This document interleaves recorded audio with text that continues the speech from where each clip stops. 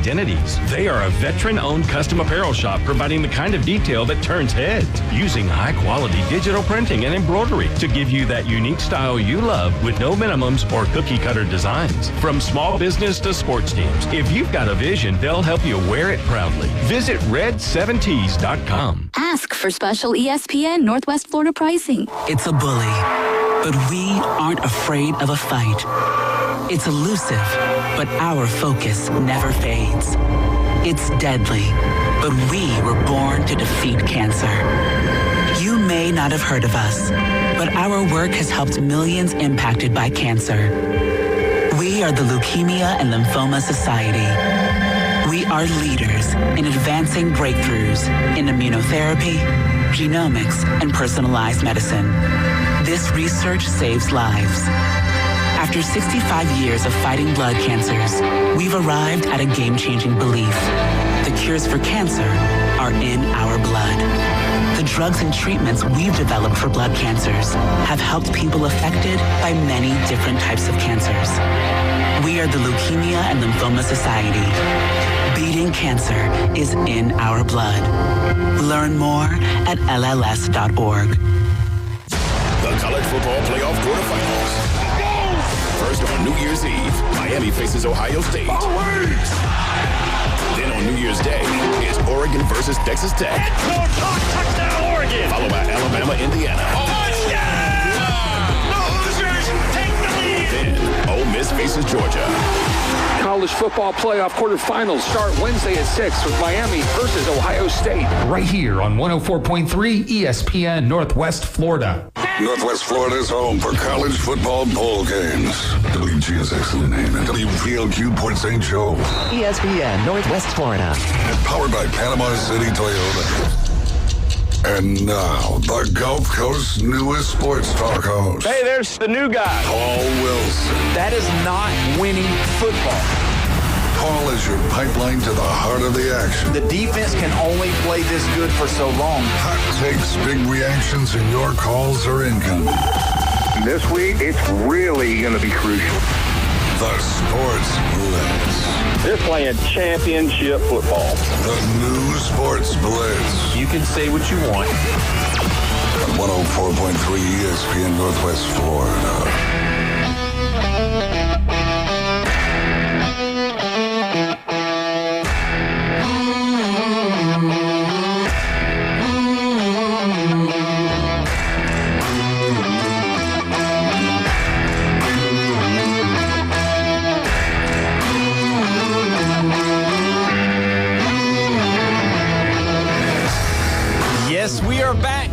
It's 4 o'clock and it's Tuesday, and we're almost to the end of 2025, and you're listening to the Sports Blitz with Paul Wilson right here at 104.3 ESPN Northwest Florida.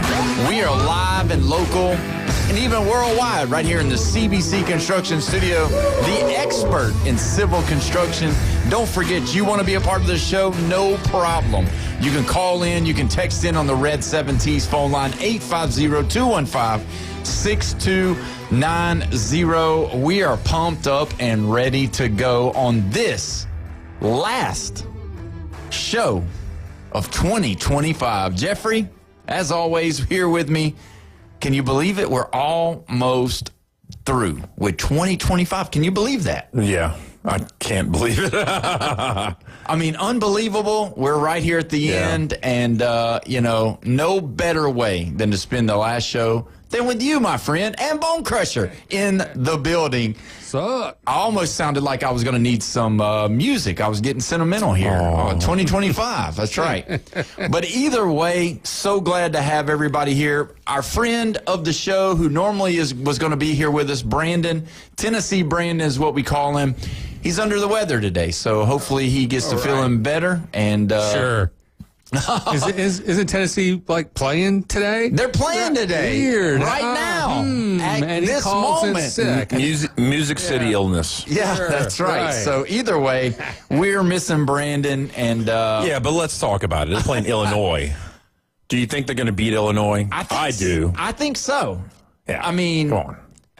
It's the battle of the horse You were seat. sold on Illinois till Indiana crushed them like 52-3. Yeah, they both were undefeated. This was the big game of the week.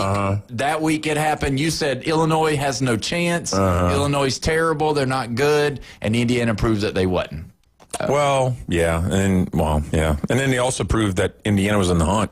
Yeah. For sure. That was their statement win at the, I don't know, it was the 4th or 5th week? Wasn't it like 62-3 or something like that? No, I thought it was like 52-3. I don't know. I have to look it up. But it was decisive. The third quarter was like almost jaw-dropping. Like, this is still happening? And like, they didn't stop. They just kept going. going. It wasn't like the Oregon James Madison where, James Madison scores 2 touchdowns in the third, 2 touchdowns in the fourth, and it kind of looks like, Yeah, it wasn't a blowout anymore. But that one was bad. So, so Tennessee going to win today against Indiana.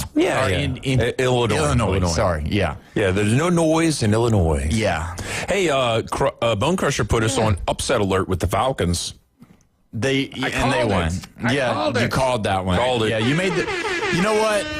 You know what the one thing was significant about that game last night? It didn't matter for the Falcons? That part, but I'll just say this. On. Matthew Stafford is no longer in line to be the MVP of the league. Oh, yeah. Last night's 3 interceptions did not venture well for him.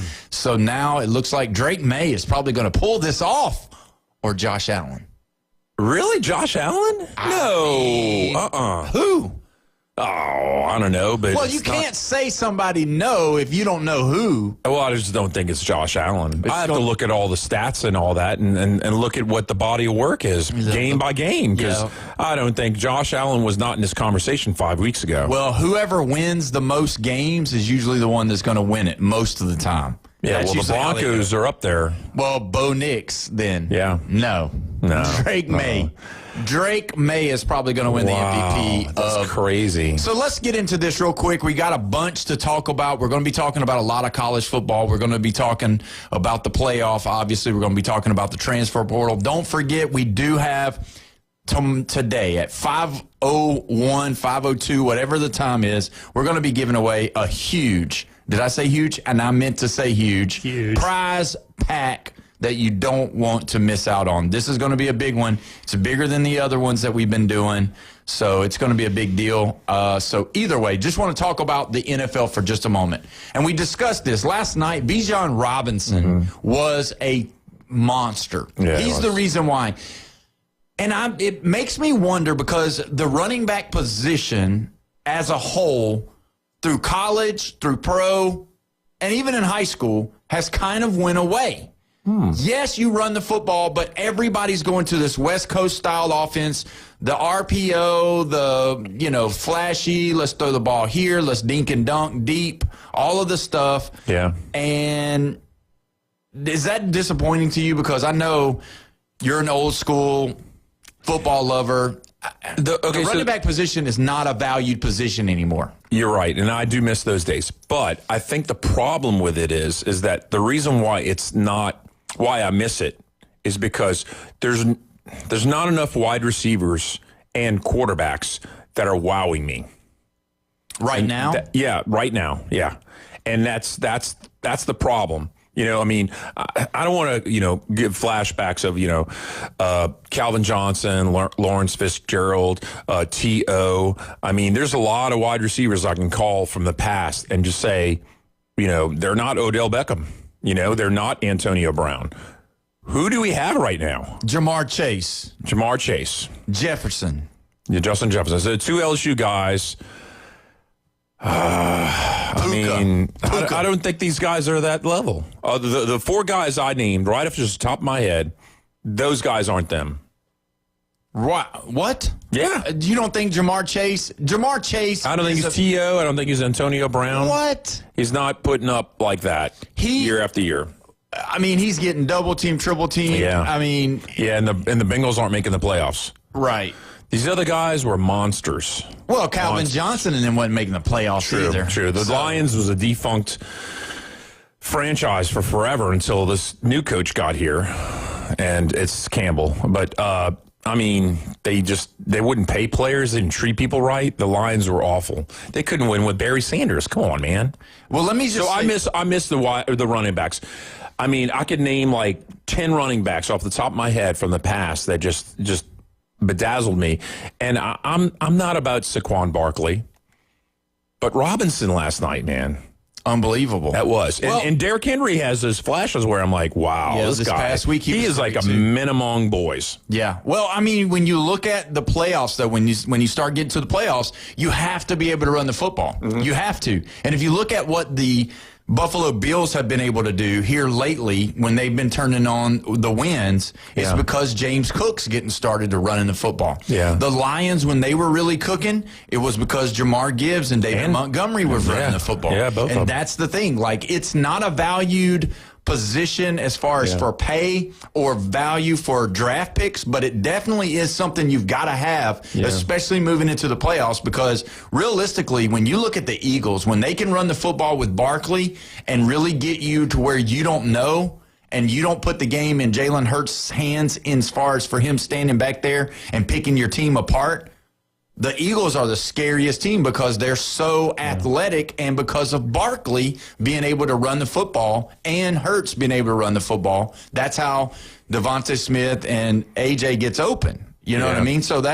So really, when you look at it, even though it's undervalued, it's so important moving through. It's just like Alabama this weekend. They've got to be able to run the football. They've got to be able to not allow Indiana just to pin their ears back and blitz the quarterback. So of all these running backs that are in the pros right now, there's only two of them that really kind of like were in college where I was looking at them, I was like, this guy is going to be something in the NFL. And believe it or not, you wouldn't guess the second one. The first one is Derrick Henry. Right. Obviously. But Ezekiel Elliott, I really thought that guy was going to have one of these careers, you know. And I guess as Saquon Barkley basically eclipsed him, basically. Because he won the Super Bowl. Yeah. And he also almost beat Eric Dickerson's record. Yeah. And Ezekiel Elliott kind of fell off. Yeah. He did. But he did have a lot of good years with the Cowboys. Yeah. And you can't blame it on him that they didn't have good play from the quarterback position. Sorry, Dave. Yeah. But that's really what happened. I mean, Ezekiel Elliott was as good a back as there was coming into the league, for sure. I mean, obviously, I can't stand the team that he came from in college and what he did his last year at that said college. I'm not a Michigan fan, so it's not like I can't say their name.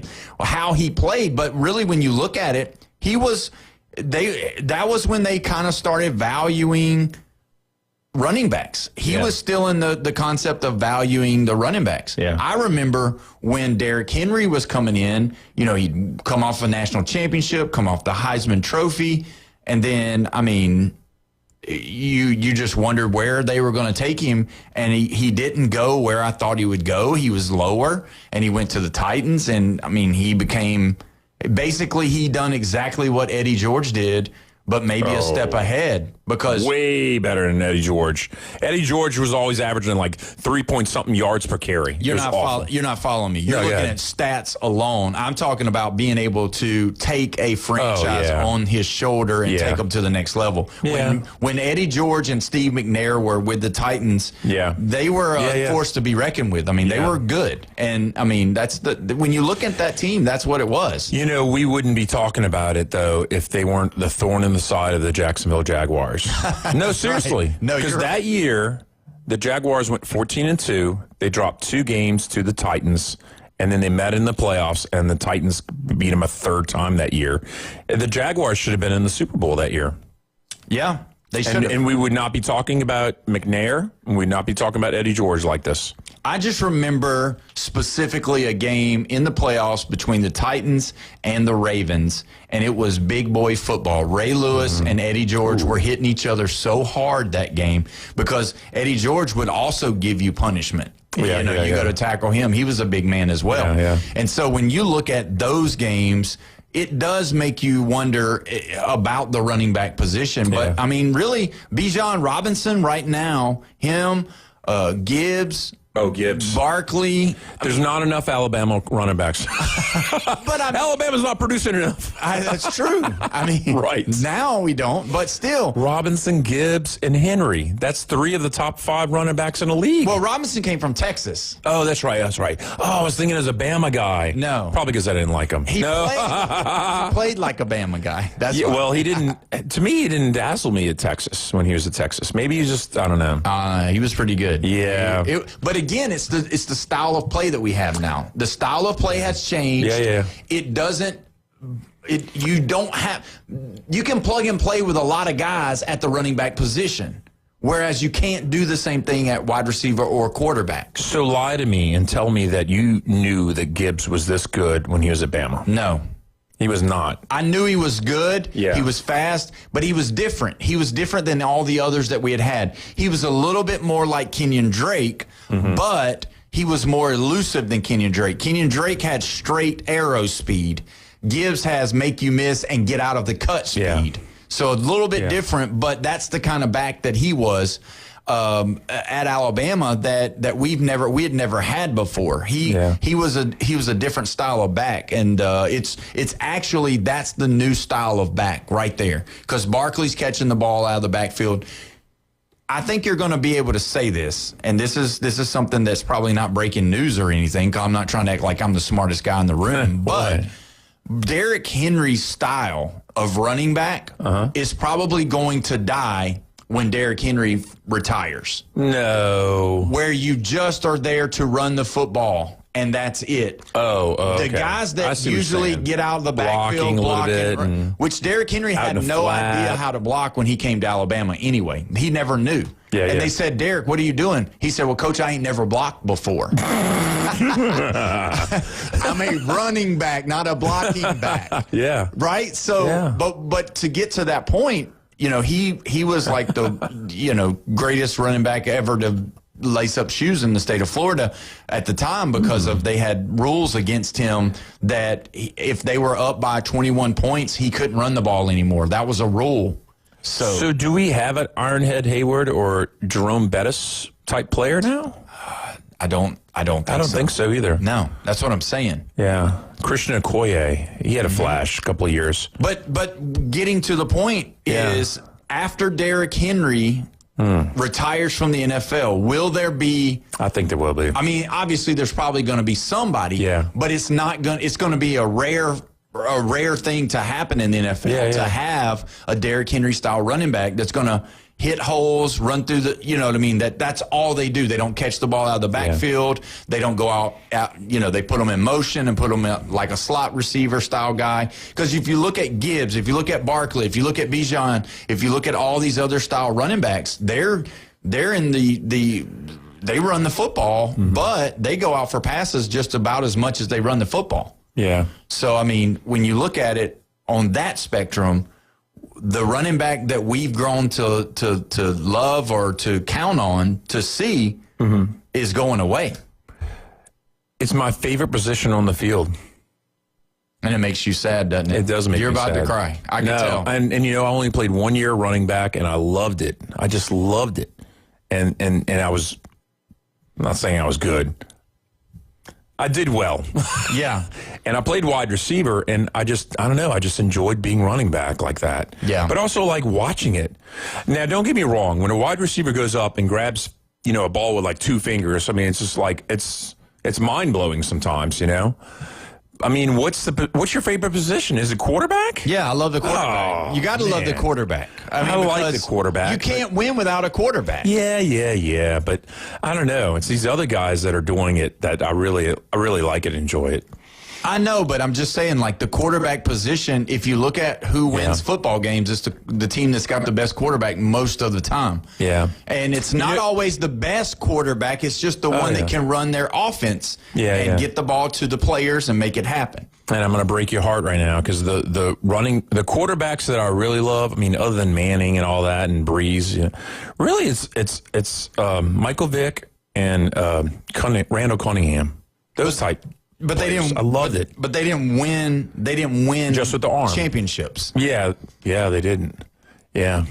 But you know what I mean? That's the deal. Like, I know. When are we going to see that? Is that going to change? Because obviously, if you look at what Mahomes has done, if you look at what Stafford has done, but if you look at Jalen Hurts, he's the difference because he does run, but he's a different runner. He's not like elusive like Cunningham. He's not elusive like Vic was. Oh, yeah. But he's more of just a power runner that can actually throw. Yeah. And, I mean, everybody thought that Lamar Jackson, once he hit the scene of the NFL, that he was going to eventually win a championship, and he can't even win a playoff game.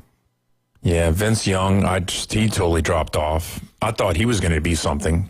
Every time they try to change the position, it doesn't usually work.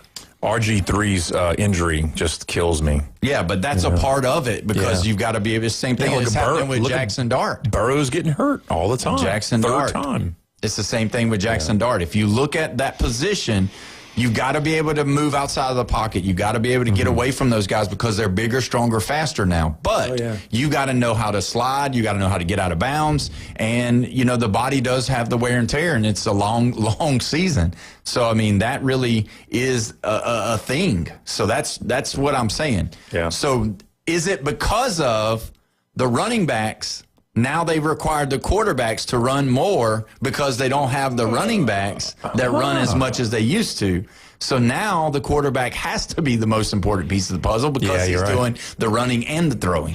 So, I guess so. I guess the quarterback's importance is actually getting more and the running back's getting less. Due to the pulling down because, I mean, and that's the deal. When you do the RPOs, when you do the it's just almost some power runs. I mean, if you watch the Eagles, they snap the ball to Jalen Hurts and do a power to the right. It's a right off tackle, power without handing it off. Same thing Josh Allen does. So I think the linebackers kind of dominated a little bit of the 70s, the 80s, a little bit into the 90s and all that. And then the defensive tackle moved up in importance. And then defensive backs, like about 12, 15 years ago, defensive backs all of a sudden just got super important. Somebody just said that Jeff was a running back tells me all I need to know about his high school football team. Wow. All right. Burn him. That's right. Yeah. I think Jeff would be, serviceable in the backfield. I don't think How many yards did you get, Jeff? Yeah, I don't think he'd be our lead back. What was your biggest play there? A 99-yard touchdown run. Wow. Yeah. And I'll never forget it, man. And the crazy part is that, when I was young and that happened. Key the music. When I was young and that happened, I did what track runners do. Because I remember I was told when I first started track that you never look back. You're in the dash, and you want to know where somebody's at. All little kids do that. They look back or whatever. Dude, I was a running back. I just took off. I didn't know how far in front I was of everybody.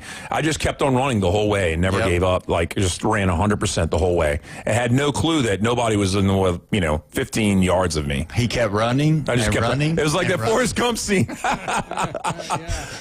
And the thing is that as soon as you got through the hole and you tried to, you left them. He was gone. You knew Susie was not going to catch you. But either way, we're going to take our first break. And when we come back, I promise you we will not be reliving Jeff's high school football days. Run, Jeff. You're listening to the Sports Blitz with Paul Wilson right here at 104.3 ESPN Northwest Florida.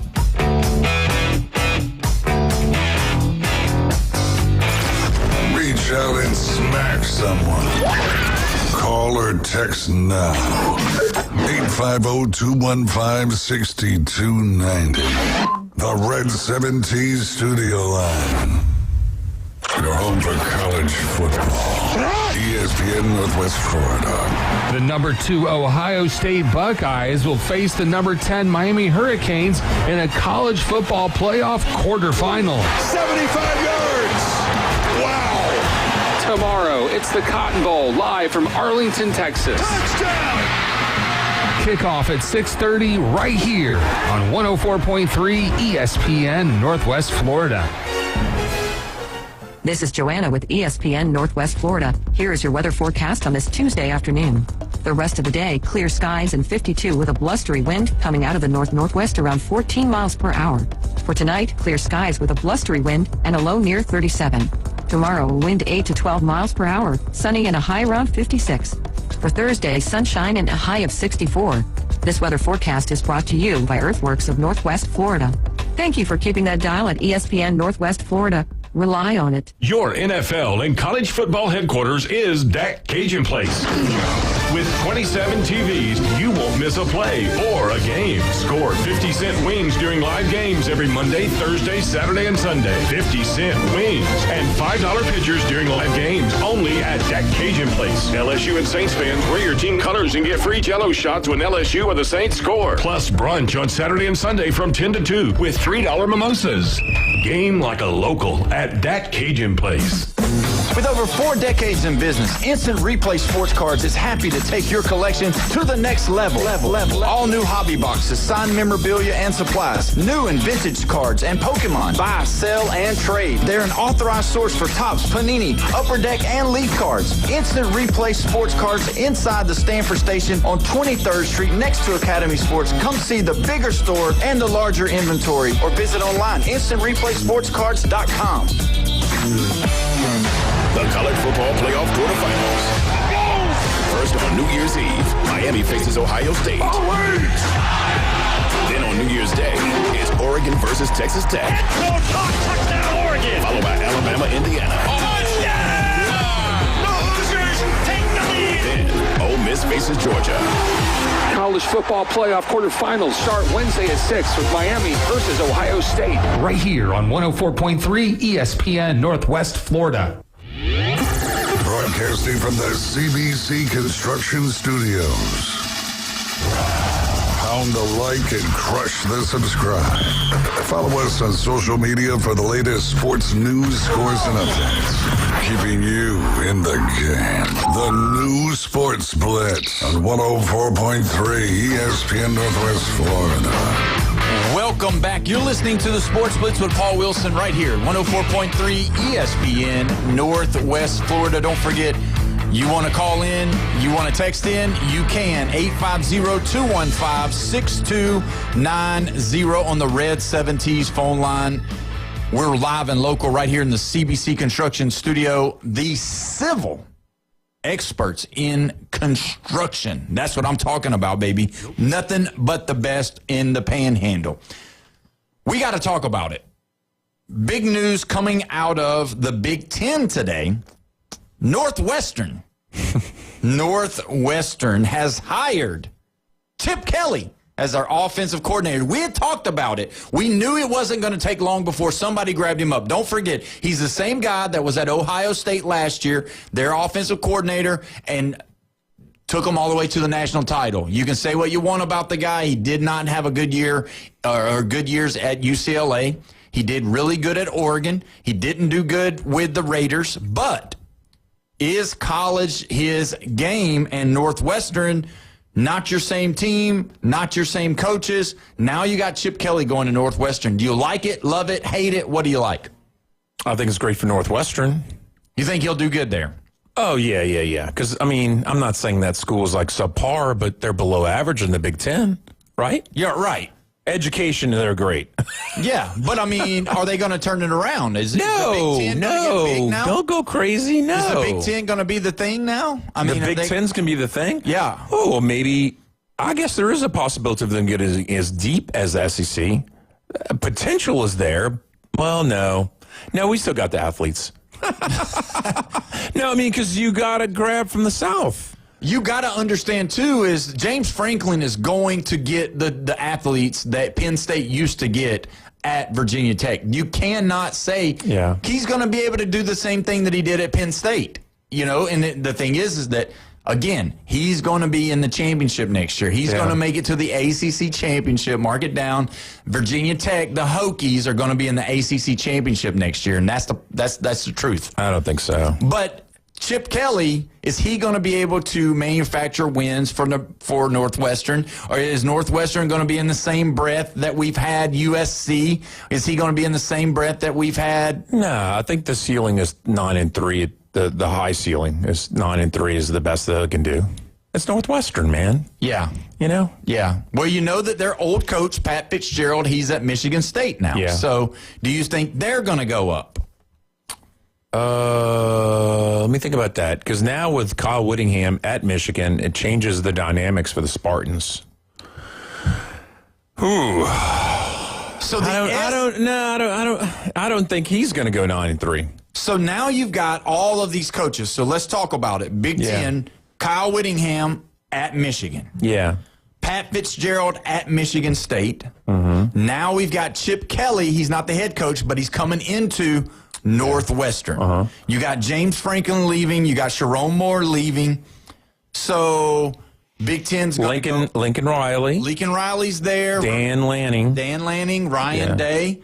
You got names. You got firepower. Unless Ryan Day leaves Ohio State and goes to the pros. Signetti. Don't forget Signetti. Who's the Iowa coach? Ferentz. Yeah. So let me ask you this. And then you got Matt Campbell coming into Penn State. Yeah. So let me ask you this, though. What do you think about if Ryan Day manufactures another national championship at Ohio State this year? Ugh, you're making me sick. I know. Is there a possibility that the New York Giants are waiting for Ryan Day to come be their head coach? No. They're smarter than that. What? They're smarter than that. The translation over the NFL is not like that. It's not always like that. There's not many. I know we have our Jimmy Johnsons. I know that. Now, I know we have our Pete Carrolls. We have a Harbaugh who hasn't won a Super Bowl, but went to one, So there's a few instances of, success in the NFL from the college level, but it's not definitely the norm. But is that something that's a possibility?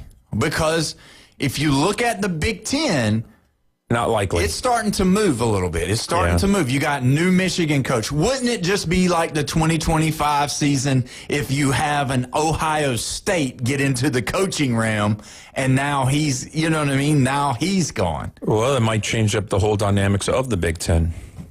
I'm just saying. Because if Penn State's dropping, like I think it's going to happen, I don't know. Is Oregon going to take over? Wow. Or is Indiana going to just stay up there? Oh, yeah. I don't see Wisconsin coming back. That's sad.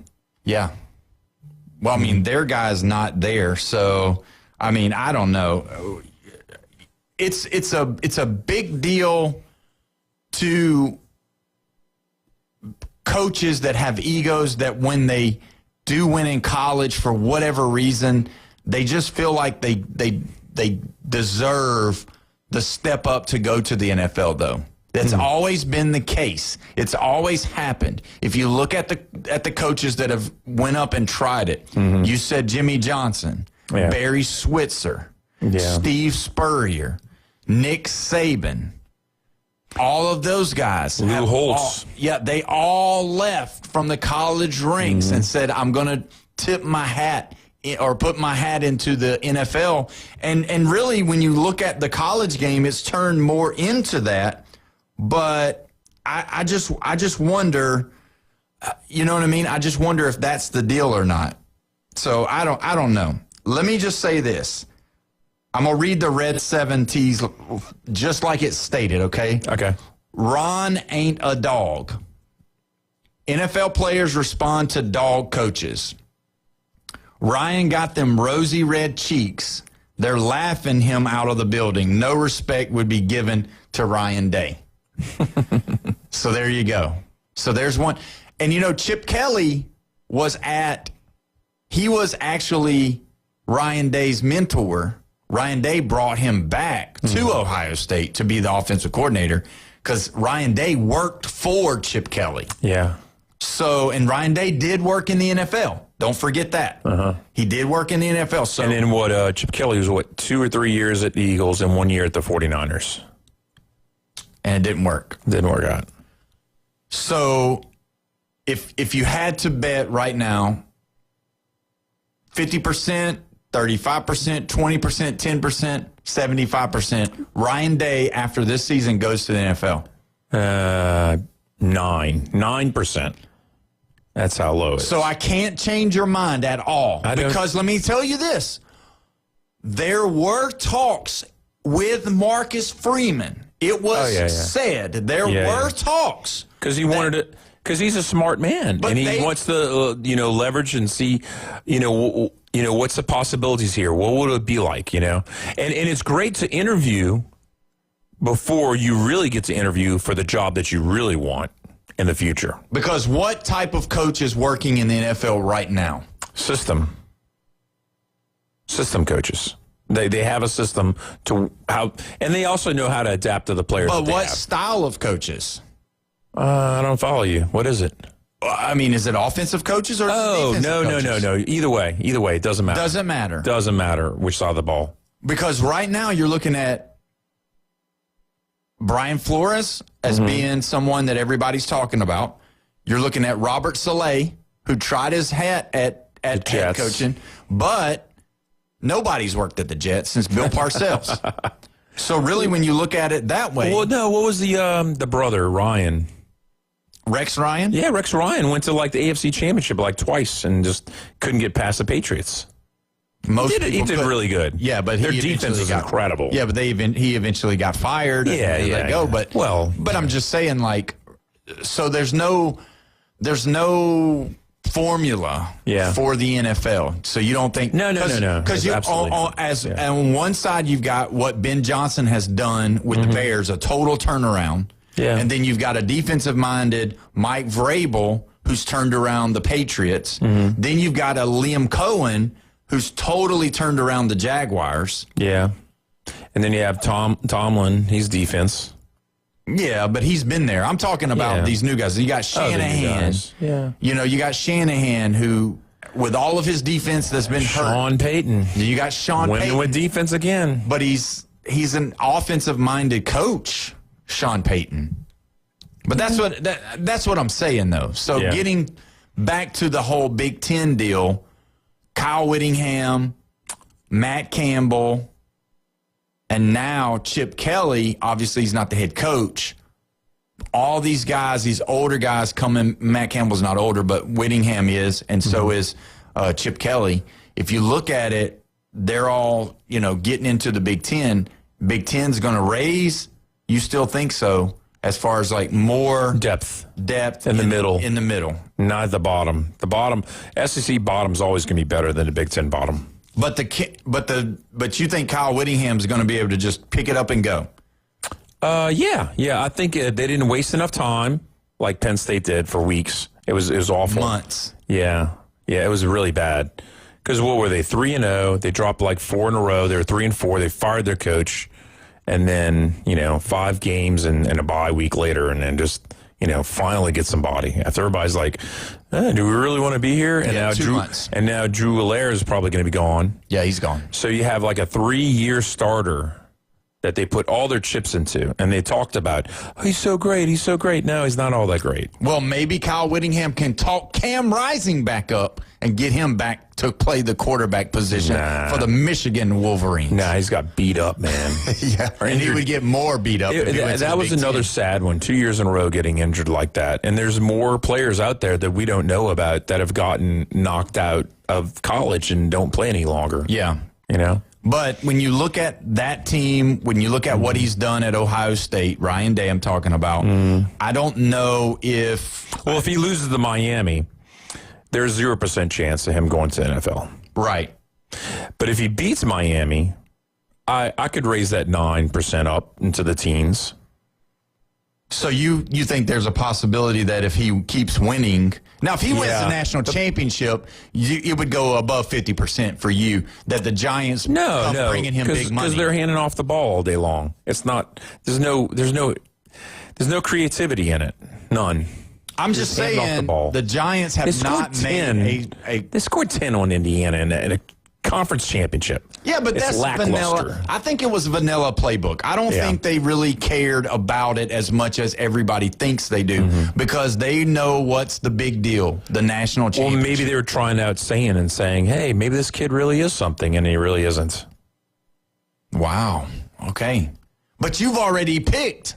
I've already picked, and Melts Conte is probably going to chime in on this because he probably wasn't watching yesterday. I picked Ohio State, yeah. Yeah, and you said it was going you said they were going to cover too, right? What's the spread again? Is 9.5? Yeah, you said they were covering. Yeah, well, I said 13. 13 is what you said. But, I mean, it could be closer. but I did pick 27-14. I think really when you look at that game, it's going to be who can actually get off the field on third down for defense, and if there's any turnovers, that's going to win the turnover battle. What's more surprising, Ohio State putting 27 on Miami or Miami only scoring 14 on Ohio State? That's about even for me. I think Ohio State can score. I think Miami can score. Yeah. But I do believe that it could be one of those, because you got to look at what A&M did. It was like not they couldn't move the ball. But you can't tell me that A&M's offense is better than Ohio State's when you've got a guy like Jeremiah Smith and you got a guy like Carnell Tate, and then they do run the football, and they're big up front. Ohio State's big up front. They'll be able to match the bigness of what the Miami front can be. Yeah. They're not going to just, barrel over them because they're just as big. Now, the question is going to be, are they athletic? Can they move? Can they really? Because Mesidor and Bain are unstoppable forces once they get going. And if you can't stop those two, then it's going to be a hard day to score 27 points. And this is a game that's in L.A. with all the rain?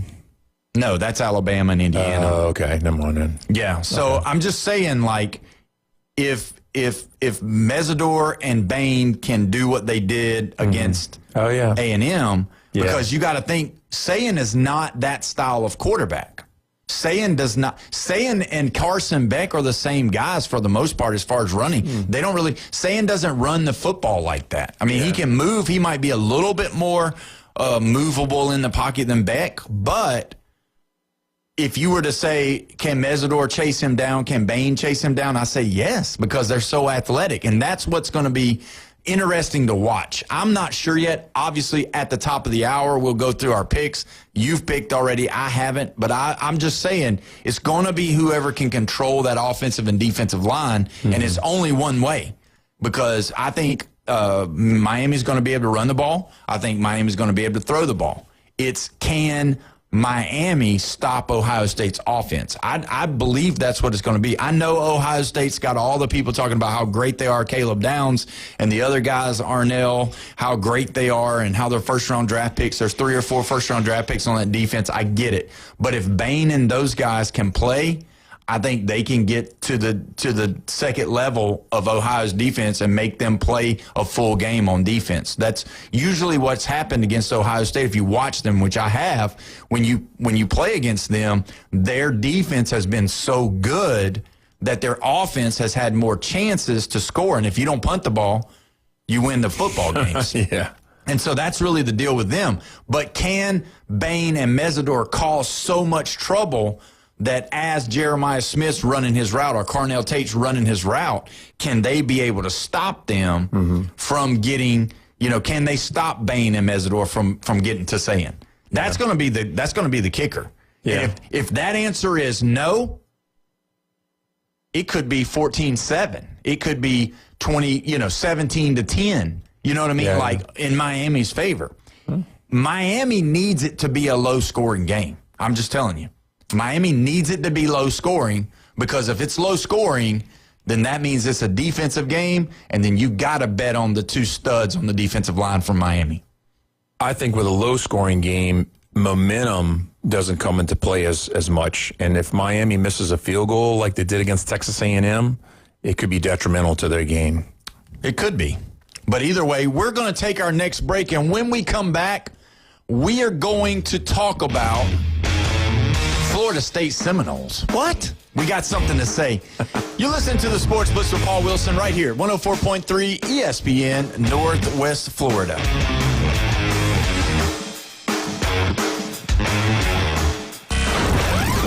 Taking your hot takes, rants, and takedowns. Let's hear it on the Red 7T studio line. 850-215-6290. Your home for college football. ESPN Northwest Florida. The Alabama Crimson Tide and the Indiana Hoosiers will meet for the first time this Thursday in the Rose Bowl. It's a college football playoff quarterfinal. Fires to the end zone. Touchdown! Alabama wins! We'll have live play-by-play from Pasadena starting at 3 right here. ESPN Northwest Florida. PCB Hobby, the beach's premier hobby store for sports cards, comics, coins, and trading card games. PCB Hobby carries the largest selection of boxes and packs from the latest releases of brands like Topps, Panini, Leaf, and more. Looking for a specific player or team? PCB Hobby has a wide assortment of raw and graded cards. They carry parallel rookie, game used, and autographed cards in both modern and vintage. Have a collection you want to sell? We buy, sell, and trade. PCB Hobby on Back Beach Road, just east of Florida Linen. Call 850-320-8388. Toyotathon is on at Panama City Toyota, where you can get 1.99% APR on a new Camry and get $500 in holiday cash. Get 3.49% APR on a new Corolla and get $500 in holiday cash. Get 1.99% on a new Tacoma, plus $1,000 in holiday cash. And 1.99% on a new Tundra, plus you'll get $1,000 in holiday cash. Shake up your holidays at Toyotathon. Offers expire January 5th. Visit PanamaCityToyota.com for details. The College Football Playoff quarterfinals. First on New Year's Eve, Miami faces Ohio State. Then on New Year's Day, it's Oregon versus Texas Tech.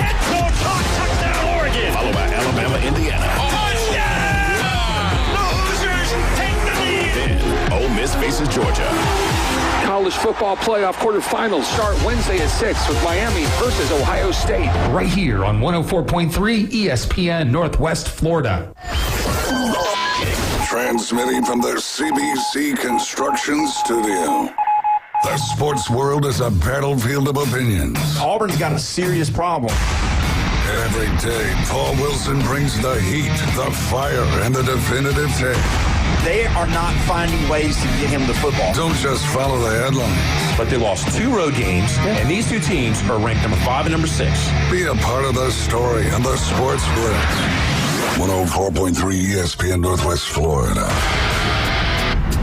Welcome back. You're listening to the Sports Blitz with Paul Wilson right here at 104.3 ESPN Northwest Florida. We're live and local in the CBC Construction Studio, the expert in civil construction. Don't forget, you can call in, you can text in on the Red 7T's phone line, 850-215-6290.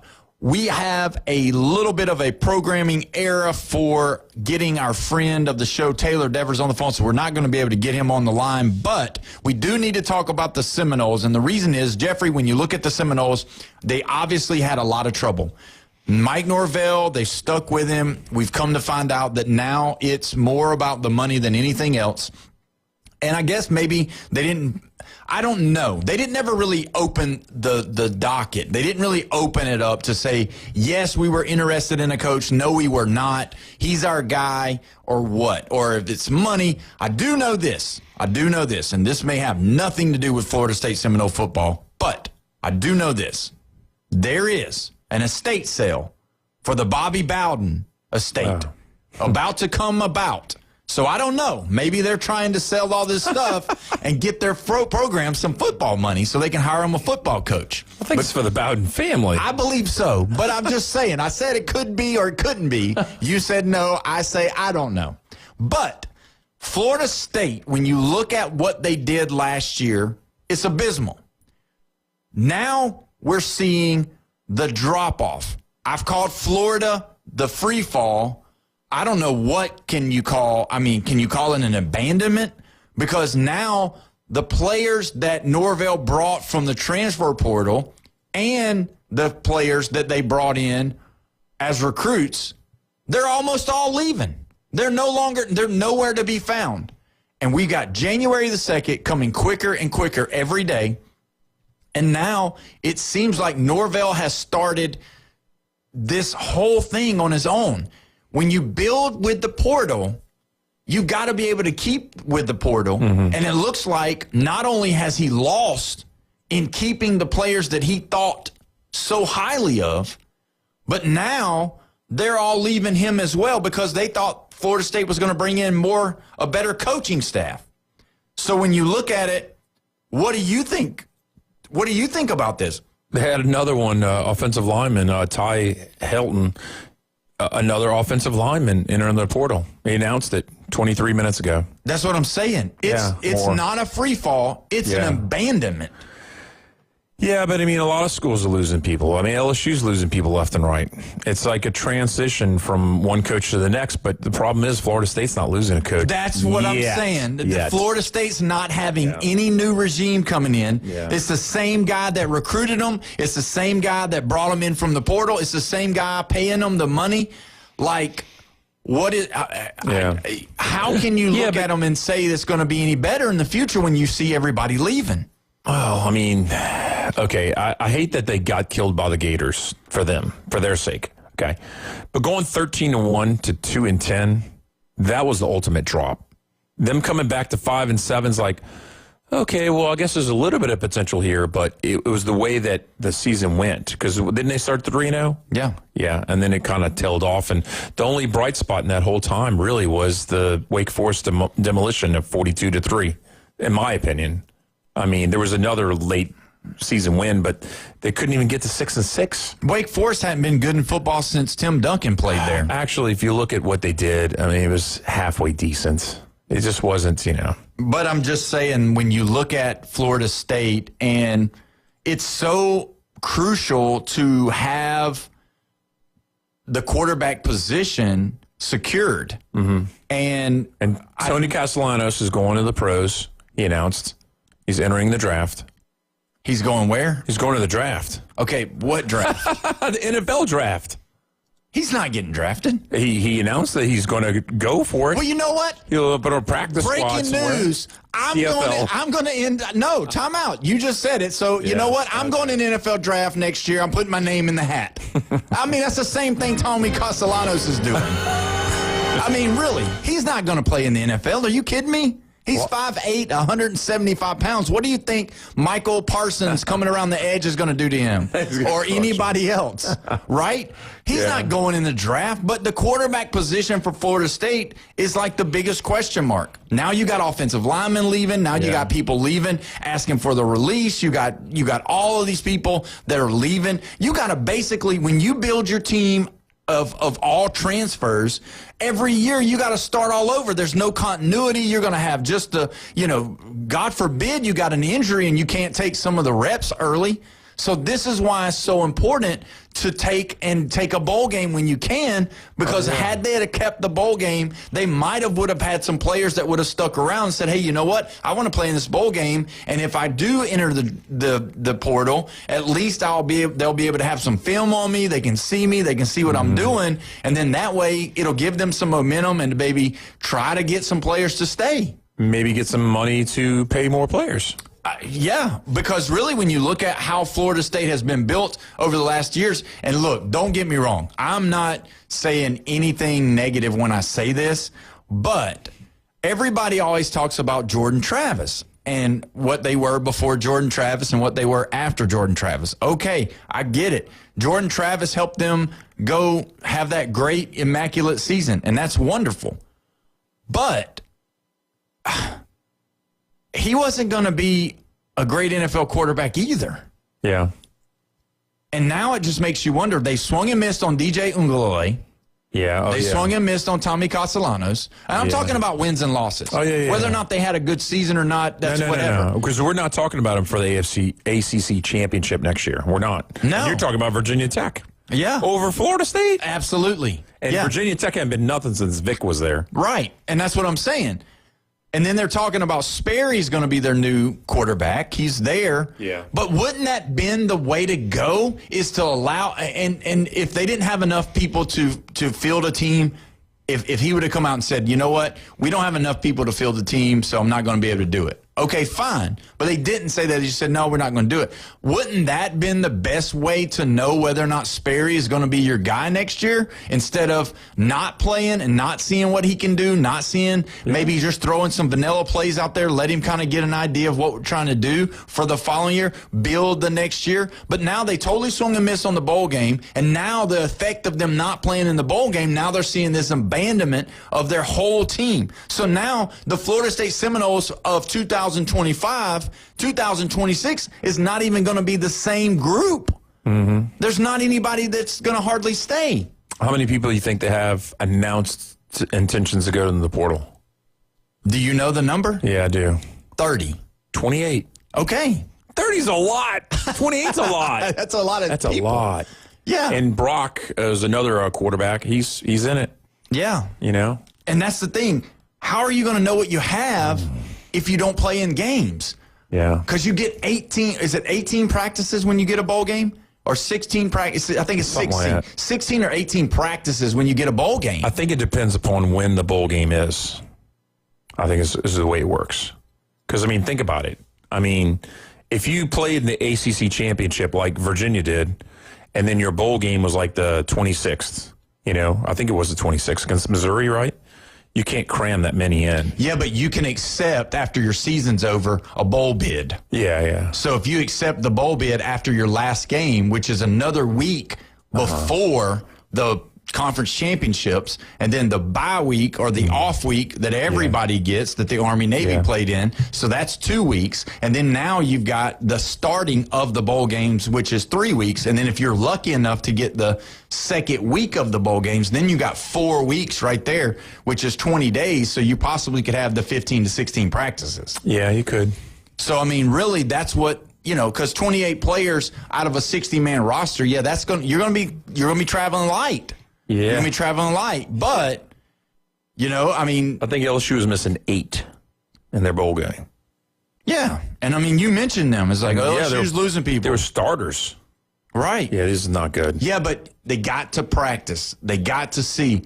Lane Kiffin got to see what they have. He got to see who they wanted to try to say, hey, we want to keep him. We want to keep him. We want to keep him. He left after his interview. I'm talking about, I'm thinking he was there for practices. He's got some people there. Okay, he's got some people there. Oh, yeah. He kept coaches off that coaching staff as well. Yeah. So they know who they want, and they know who they're going to keep. And then if they see somebody, I'm just saying, like, that's just to me, it was a way better opportunity for the Florida State team to be able to move forward. And I hate that Taylor couldn't be on with us today to let us know what was going on. But I mean, there's just no way. So if Haynes King leaves Georgia Tech, I don't know if he's going pro or what he's doing. Yeah, he's leaving. And then Louisville's they're going to lose their running back. He's going to go.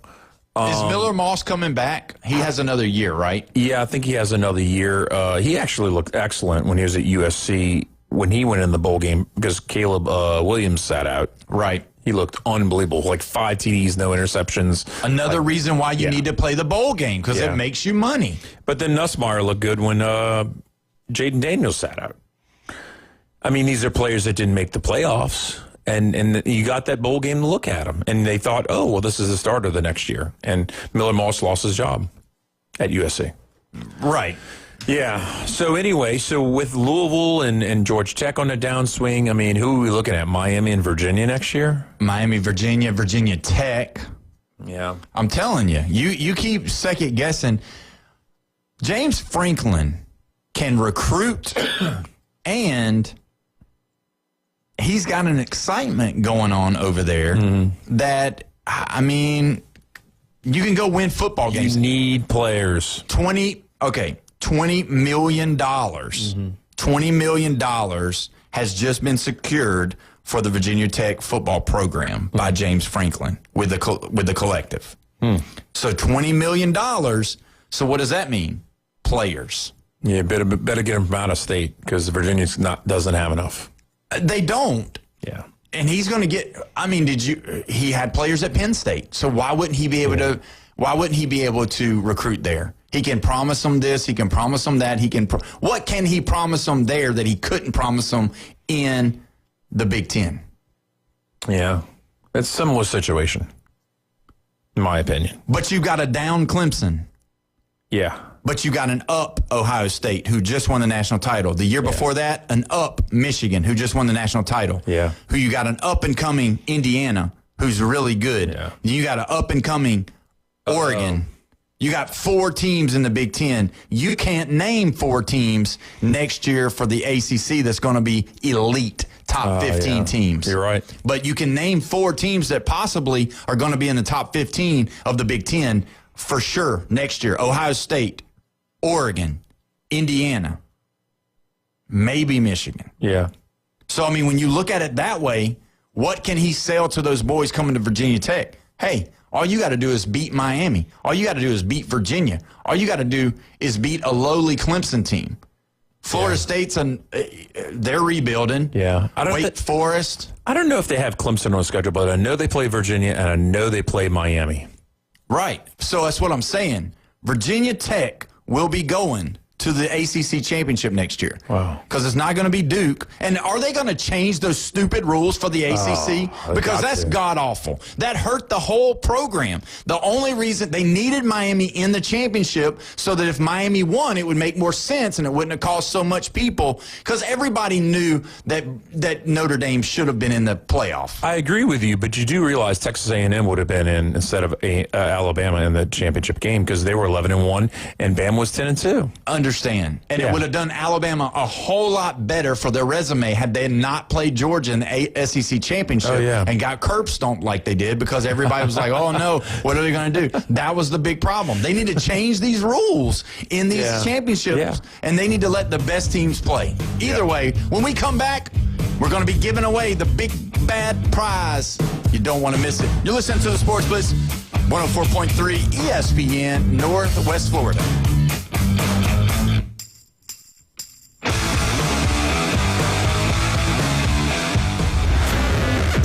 The Red 7T studio line is now open. 850-215-6290. Your home for college football. ESPN Northwest Florida. The Alabama Crimson Tide and the Indiana Hoosiers will meet for the first time this Thursday in the Rose Bowl. It's a college football playoff quarterfinal. Fires to the end zone. Touchdown! Alabama wins! We'll have live play-by-play from Pasadena starting at 3 right here. ESPN Northwest Florida. Good evening. This is Joanna with your weather forecast from ESPN Northwest Florida on this Tuesday. Clear tonight with a wind out of the north around 13 miles per hour and a low of 36. Tomorrow morning, look for a brisk wind and sunshine with a temperature near 49. The afternoon and evening, a high around 56 and clear skies. Thursday, quite warm with a high of 62 and sunshine. This weather forecast is sponsored by Mid-South Lumber, the best little lumber yard in Panama City. Thank you for tuning into ESPN Northwest Florida. Rely on it. Are you looking for a place to take a leak? Do you have a truck, tractor, or other hydraulic equipment leaking or not performing as it should? At Reliable Hydraulic Solutions, we can get you back to work. Do you have a bus that are leaking hose, hydraulic cylinder or pump needing repair?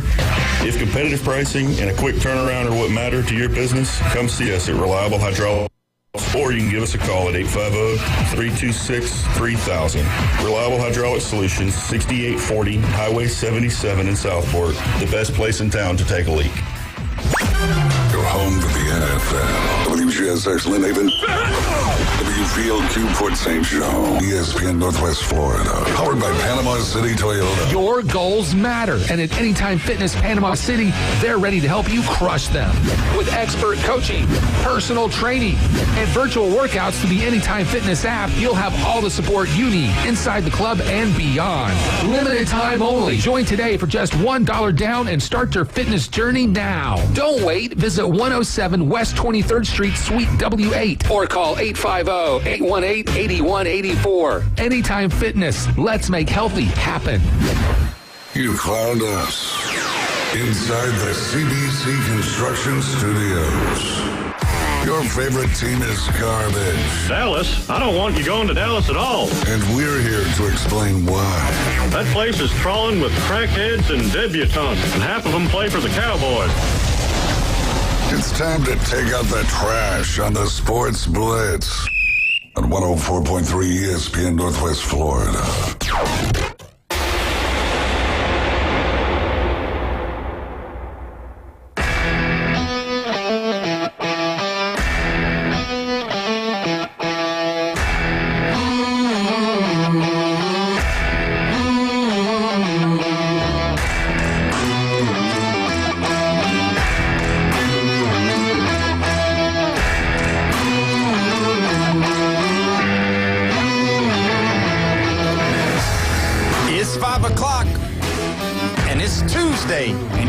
listening to the Sports Blitz with Paul Wilson right here at 104.3 ESPN Northwest Florida. If you want to be a part of the show, you can be 850-215-6290, the Red 7Ts phone line. We're live and local in the CBC Construction Studio, the expert in civil construction. We're kicking it with LSU Jeff, Bone Crusher, and we're excited. You know what we're excited about? We're excited about a prize pack that we're about to give away.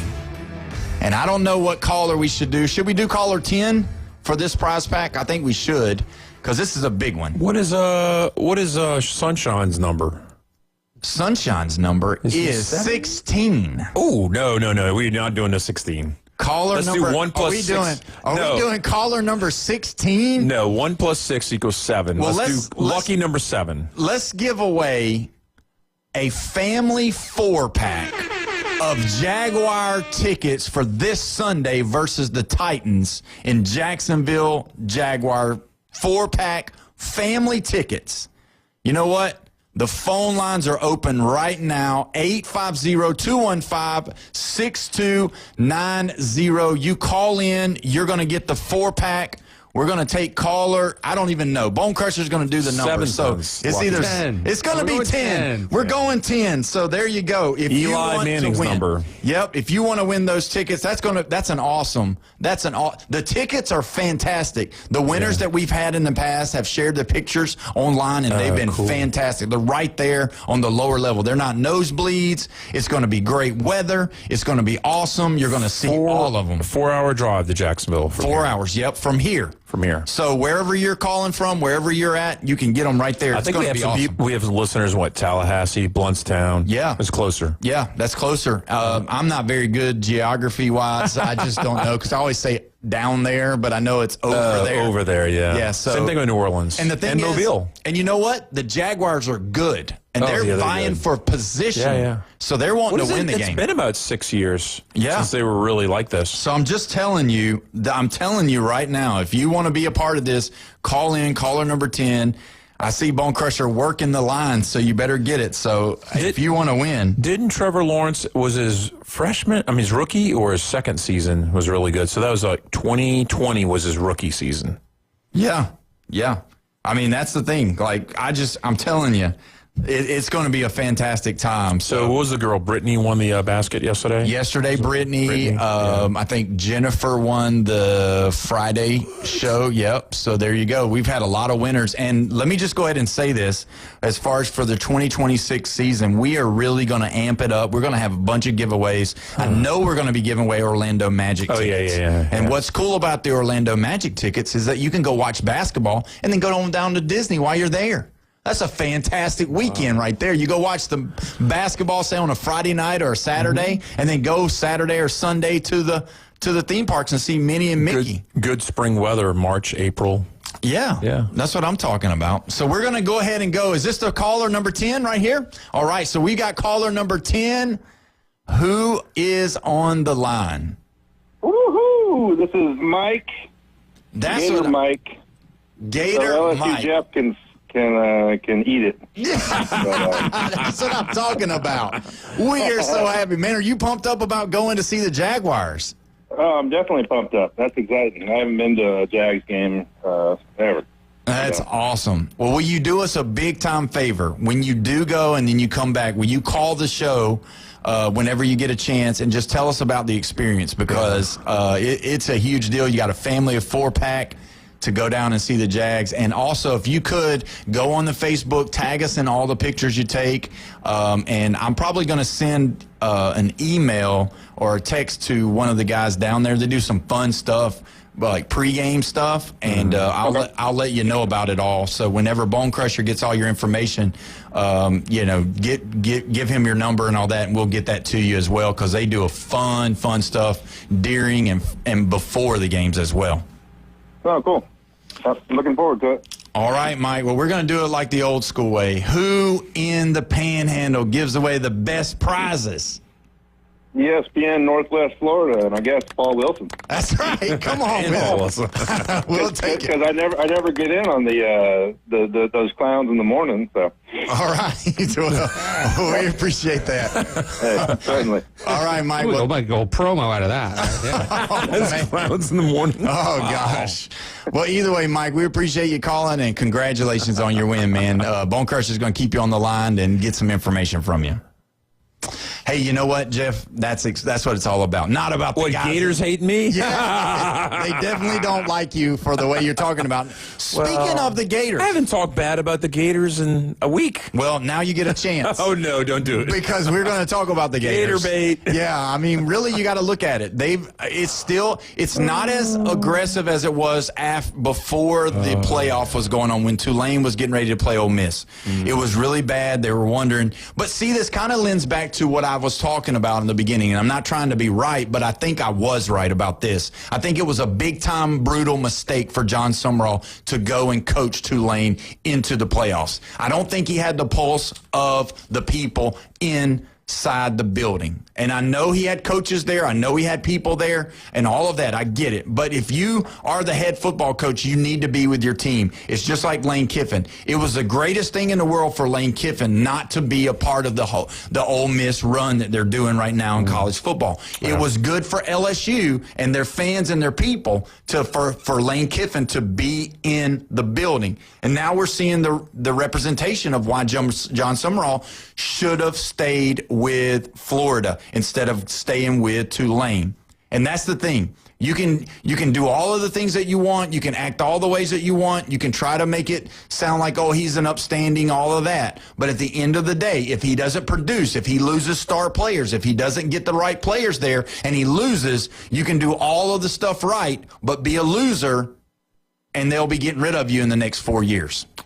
But I like him, and I respect him for doing what ethically, morally was right. There's a lot of...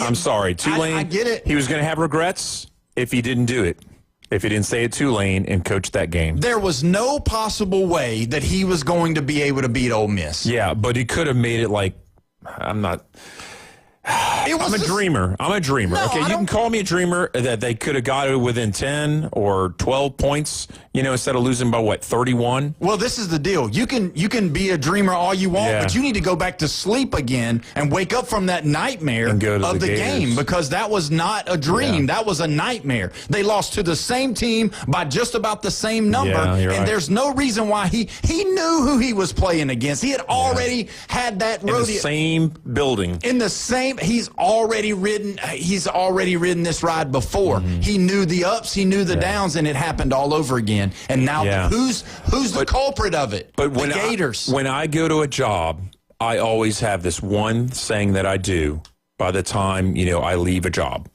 Did I leave this job better off than when I got there? The company. Did I do it for the company?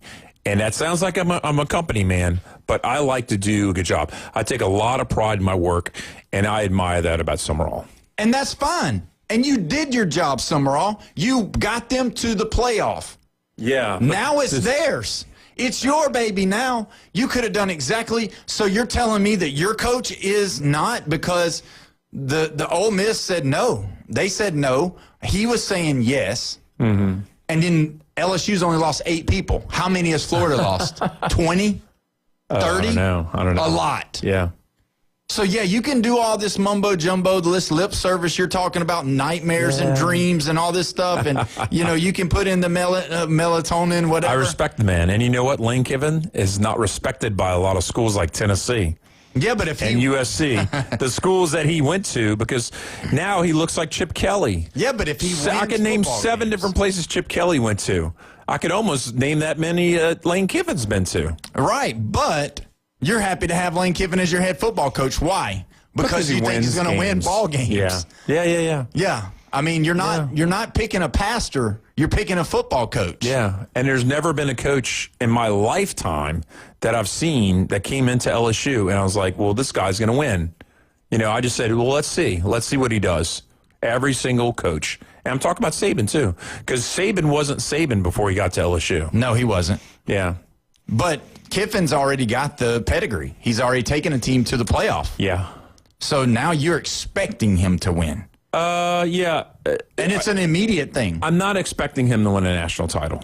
Right, but you're expecting But Final Four, that's what I'm expecting. But you're expecting the playoff or bust next year. Oh, well, no, not first year. What? Within 2 years, I'll give him he gets us to the playoffs. After that, I think he's going to get us to the Final Four, and that's all I'll be happy with. I'll be happy with that. And you're just one fan, but I'm just telling you now. Oh, yeah. The LSU faithful want national championship. Yeah. They've got shirts that say Lane Tigers. Yeah. Not LSU Tigers, Lane Tigers. Instead of Louisiana's Laneiana. Yeah, that's what I'm saying. Yeah. But let's get back to the part that I'm talking about with John Summerall. Yeah, no. I'm not going to be budged on this. I believe that Summerall did the right thing ethically, morally, and I respect the guy for doing it. And when he loses next year and they're calling for his neck, we're going to revisit this, and we're going to talk about respect and morals and all that. Now, I'm not talking about morals of being a bad person. I'm just talking about the morals of a football coach. So do I think John Summerall is a stand-up guy? Absolutely. Do I think he's a family man? Absolutely. Now, is he perfect? No, obviously no one is. But when you look at what he did, it did not bid well for him because they lost. And not only did they lose, they lost in the same fashion. It was a blowout. It was a curb stomp. It was every explanation you could say about a game being one-sided. And that's what you got with him staying. And what happened in return?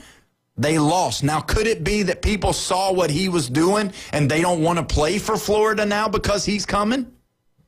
Well, I think the situation comparisons between him and Napier is not good. Because, they're just saying it's another Sun Belt guy, well, which I know Tulane wasn't in the Sun Belt, but Napier, they might as well have been. And Napier was he was an upstanding guy. You never heard any scandals about him. He was a family man. He's upstanding.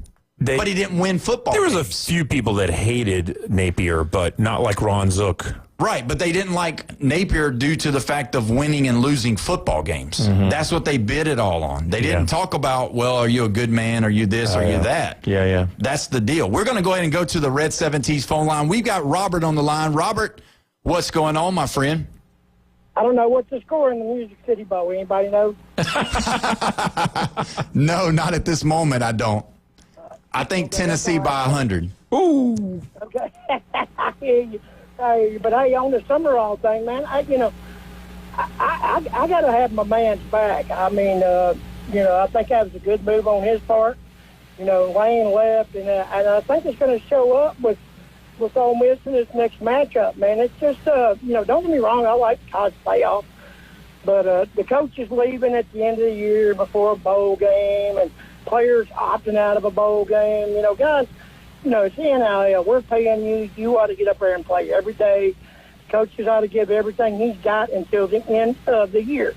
When you get beat in your bowl game, then you can go to your new team. That's just me. I'm just an old Southern boy. I believe in loyalty. I believe in honesty. And, that's just mine. That's just my opinion. But, it's all good, guys. I hope you had a Merry Christmas and Happy New Year. Well, we did, Robert, and I appreciate that. And I agree with you. Let me just say it this way. I agree with everything that you just said. The factor that I don't, that I'm, and it's not a disagreement with you, it's the fact that the way they've allowed college football to change the rules as far as letting these guys go into the portal, now the staying part is like we want our coaches to stay, we want all of those things to happen, but we're not putting the players under the same precedent that they've got to stay through the bowl game or that they've got to play in the bowl game. I agree with you. You're exactly right. Thank you, sir. So can I fast forward for a second with you, Robert? 20 years from now, when they have these Tulane players that are going to walk on the field and they're going to announce that they were the American Conference champions, that coach will still be liked by those players because they got to experience something that only happens once in a lifetime for these kids. And that's what I'm talking about, is that you can reflect and say, hey, you know what? I'm really glad you were there for us, man. Okay, and then here's my rebuttal, and I'll let you go on that. did Tulane go into that ball game actually thinking they were going to give them any kind of competition? And that's the last thing I'll say, guys, and y'all have a good evening and Happy New Year to you. I know I'm tying the phone up. Yes, sir. They were dreaming. Thank you, Robert, for the call. They were dreaming, and football players, not all of them, but a lot of them, they have dreams, and they think that things will happen their way. And if they don't, guess what? That hurts their self-confidence. And football players, good football players, have to have good self-confidence. We can start the music. Jeffrey's giving us a lesson in confidence. No, I mean, really. You think these players are going out there and saying, I don't know if I'm going to really catch this ball. I don't know if I'm really going to throw a good pass. No, these guys have to be solid. I get it like that. And I understand. And I'm 100% in agreement with you. And all of the things that Robert said, all the things that you said, it's all valid. It's all true. It's all great. And it's all built for a Lifetime movie. But at the end of the day, we're not in that season anymore. They've allowed the players to control what they can do without penalty. Mm-hmm. And so you're not going to have them playing in all of the games. So, yes, you're going to have coaches opting out to take another job, and it's going to allow the assistants to coach. But what I'm saying is the current format. Now, have we discussed that to the front, to the back? Yes, it needs to be changed. There needs to be some fixing going on. But at this current state that we're in college football, you've got to know that with these teams allowing these kids to tell you on social media, to tell you in interviews, to be able to tell you on all of the social stuff that they have, to say, I'm moving on, I'm leaving. Mm-hmm. And you know that there's backdoor talks going on from these other teams. It's already said. There's already been said that DJ Lagway's family has been contacted by the LSU Tiger program. Really? Yeah. Wow. So that's a fact. I don't want them. That's a fact. That's not that's a fact. That's not some inside information. It's just there's too many people involved not to get a leak nowadays. And that's just a problem. That's the way it is. So I know what you're going to answer on this, but I'm asking anyway. So the portal opens up January 2nd for a reason. Okay. Do you believe that all these kids should be announcing that, hey, I have all intentions of entering the portal when it does open? Or do you think that they should all wait till the day of, and then everybody just goes into the portal, and some of these coaches didn't know that their players are leaving until that day? Does that cause chaos? It causes chaos. Them letting us know early gives us more stuff to talk about, gives us the opportunity to know so that we can tell everybody who's leaving, who's going where, which is great for us. But it's not about us. It's about the program, the coaches. Right, correct. I'm saying that's great for us. So as the media, we love it. We love for them to tell us so that we can report on it. Yeah, we can be the first one in this area. Or the coach knows that he's got to replace that guy. Right. But you can't tell me a good coach doesn't know where his star players are in their mind. Now, let me ask you this. No. I'll tell you right now. I know these guys are young, and they usually just tell their feelings and what they think and all that. But some of them hold it close to their vest because their agent tells them to do that. Yeah, there's so many people involved in this decision. It's not just a kid just saying, no, it's not. You're 18, 19, 20-year-old. Uncle. Yeah. It could be anybody. Yeah, they could be already. And the thing is that we already know that there's backdoor talking going on. There's there's all this talking. There's all this talking. I would love it if we didn't know until January the 2nd.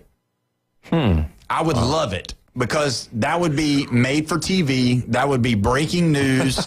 That would be, everything would be coming out all at once and you would know who's going. But I think this is the deal. I think this would be a great part that would help. You ready for this? Yeah. This would make it very interesting. Make a rule that once you declare that you're entering the portal, within 24 hours you got to announce where you're going. Oh yeah.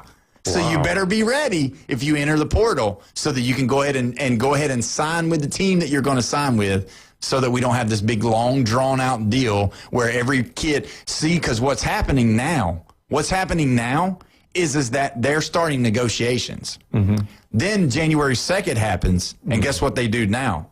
Now we're going to highest bidder. See, give you 24 hours, then there's not so much of this, oh, we'll give you $3 million, we'll give you $4 million, we'll give you $5 million, and then they're all going through the uncle, and then the next thing you know, he's signing for $9 million because he went to the highest bidder. Like Bryce Underwood. Right, exactly. But either way, we're going to take our next break, and when we come back, we're going to do some pick'ems. We're going to know what's going to happen with this college football playoff. You're listening to the Sports Blitz with Paul Wilson right here at 104.3 ESPN, Northwest Florida.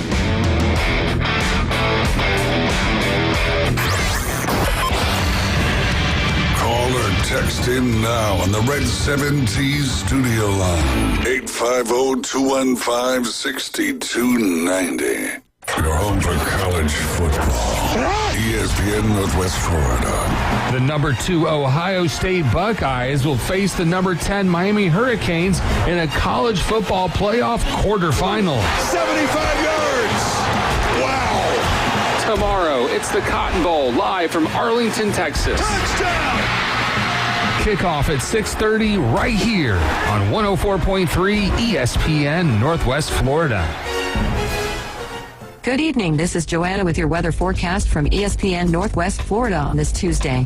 Clear tonight with a wind out of the north around 13 miles per hour and a low of 36. Tomorrow morning, look for a brisk wind and sunshine with a temperature near 49. The afternoon and evening, a high around 56 and clear skies. Thursday, quite warm with a high of 62 and sunshine. This weather forecast is sponsored by Mid-South Lumber, the best little lumber yard in Panama City. Thank you for tuning into ESPN Northwest Florida. Rely on it. At Brock Lawn and Pest Control, we're proud to be awarded the distinction of being Quality Pro certified. Our technicians have passed rigorous training in eco-friendly application and prevention of pest treatments. Part of the program is the practice of integrated pest management. IPM's goal is to prevent pests from ever entering your home. It includes inspection, prevention, education, and, when necessary, application. We're proud to be Quality Pro certified. Brock Lawn and Pest Control, the standard and level of trust. It's the Jaguars' final home game of the 2025 regular season, and you don't want to miss it. Join us for our fan appreciation game as the Jaguars face off against the Tennessee Titans in a can't-miss division matchup. It's your chance to cheer on the team as they take the field in their Prowler throwbacks for one last time this season. Secure your seats now and be a part of the action. Go to jaguars.com/tickets or call 904-633-2000. The Gator Boys are back. Florida will cut down the nets. Winners of the national championship. And ready to defend their national title. To the rack. Layup good and wide. Up to the rim. Alley-oop dunk. Smashed down by Condon. Oh, yes, sir. Gets the foul line extended. Rises for three. Bang, he got it. To the rack. Dunks it with two hands. On your home for Florida basketball.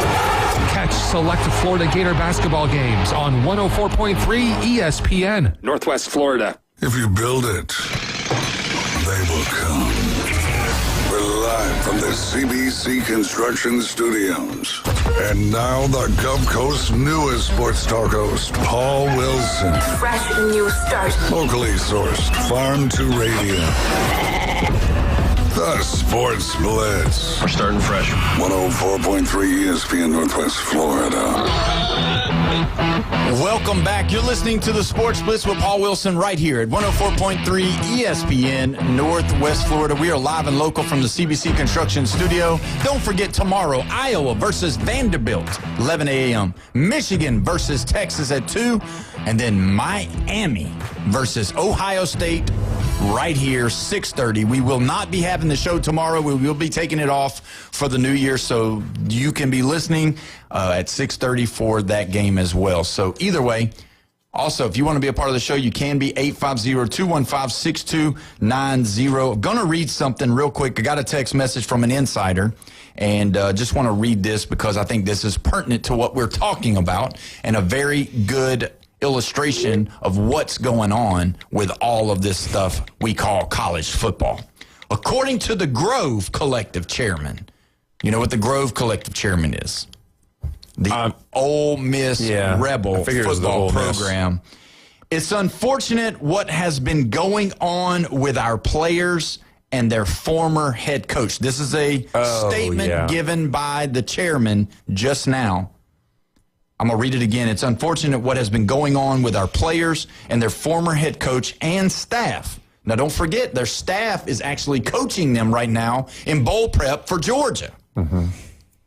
Having to deal with the pressure of making future decisions while trying to prepare for a playoff run is not a sustainable model. There you go. So thank you so much for the information. But I'm just saying that's the part of the problem that we're having. If your coaches stay, but then are going to come. Weiss, his loyalty, as much as he's going to try to tell you, his loyalty is not, I repeat, is not with the Ole Miss Rebels. It is with the LSU Tigers. And you know, as well as I do, they are trying to make their football team win next year. And all of those coaches that are sitting there and they're like, oh, yeah, Pete Golden knows how to do it and Charlie Weiss Jr. is this and he's that. Okay, fine. Say what you want. But you can't tell me Charlie Weiss Jr. is loyal to Lane Kiffin and the LSU Tigers. I don't care what plays he calls against Georgia. I don't care what he tells Trinidad Chambliss. I don't care what he tells Kejuan Lacey. He's going to do what's best for him and them Tigers because that's where he's going. He didn't stay at Ole Miss to be at Ole Miss. He went to the Tigers. There's 4 coaches over there that's coaching right now game prep. And now you've got the collective coming out. The chairman of the Grove Collective. That's the chairman. Chairman means head guy if you didn't know. Oh, yeah. He's saying that tampering is going on during the college football playoff prep. Yeah. Does that surprise you? No, it doesn't surprise me. It's football, man. It's competition. You thought that this is all just, Well, where's the upstanding? Oh, well, yeah. So now are you going to say publicly out in front of everybody that you don't respect your new coordinators and your new coach? And because you don't think that Lane Kiffin's talking to Charlie Weiss Jr., do you? I think that I wouldn't put it past Ole Miss to be doing a smear program on that. Hold on, you just added... No, they're all nasty. You think LSU's the only nasty one here? You don't think Ole Miss could get nasty? Oh, you're a fool. You're a fool. You think Alabama's never been nasty in their life? Oh, what about Auburn? Oh, now you're getting it. Yes. See? There's nastiness everywhere, man. Right. And so it behooves me to go back to the point that we were talking about, that you were saying, oh, you respect John Summerall. Mm-hmm. Oh, this is the good John Summerall. This guy's great. This guy's it. But nobody else is doing it that way. You know why? Because that doesn't help you win football games. Mm-hmm. Everybody's trying to win football games so they can keep their job. Yeah. At the end of the day, yes, John Summerall will be able to look in his face in the mirror and say, I did the right thing by Tulane. Mm-hmm. But on the other mirror that he looks at, he lost a bunch of players to the portal because of staying at Tulane. Everything's not perfect, man. I'm just saying. I get if you. that all is going, and let's just be honest, you're not calling me a fool, but you're saying if you believe that people aren't nasty, they're a fool. And there's nastiness all over the place. It is a cutthroat game. It is. And that's what it's become. And now you've got all these other things, these entities coming out with the collectives, with the money, with being able to move, being able to leave. Now you got coaches joining in. Do you realize, I know you do because we talked about it, do you realize that how many coaches took better jobs this year? Just took better jobs, just went away. I mean, it's crazy. Mm-hmm. And it's crazy, too, of how many people got fired. Oh, yeah. And not just head coaches, coordinators. Yeah. Safety coaches like Clemson, Yeah. Offensive coordinator. Lincoln Riley's brother, Garrett Riley, got fired today. Yeah. By the Clemson staff. Yep. Mm-hmm. You know why? Because they're not cutting it. Because he's not winning. Yeah. Can't win football games. No. You can't win, you got to go. We don't care how good of a person you are. We don't care what you do. Look at the Michigan deal. Mm-hmm. They didn't care about anything up in Michigan the years that Harbaugh was there, except for one thing and one thing only: winning football games. Mm-hmm. Take it all the way back to the Penn State days, winning football games. Bobby Bowden, winning football games. That's the nastiest of them all. Penn State looked the other way on Sandusky. Yeah. Because he's winning games. Because they're winning games. And look what he was doing. Yeah, terrible. And you know what I hated after it? The fans are like, oh, we need to heal. We need to heal. No, y'all are part of the problem. That's the reason why y'all were able to push this aside and say, oh, well, Paterno doesn't know, and the president doesn't know, and the athletic director doesn't know. Yeah, because you know why? You just didn't care. No, you're exactly right. That's the biggest and the worst scandal that I've witnessed in my whole entire life. And this Michigan one is not even half of that, but it's still a scandal.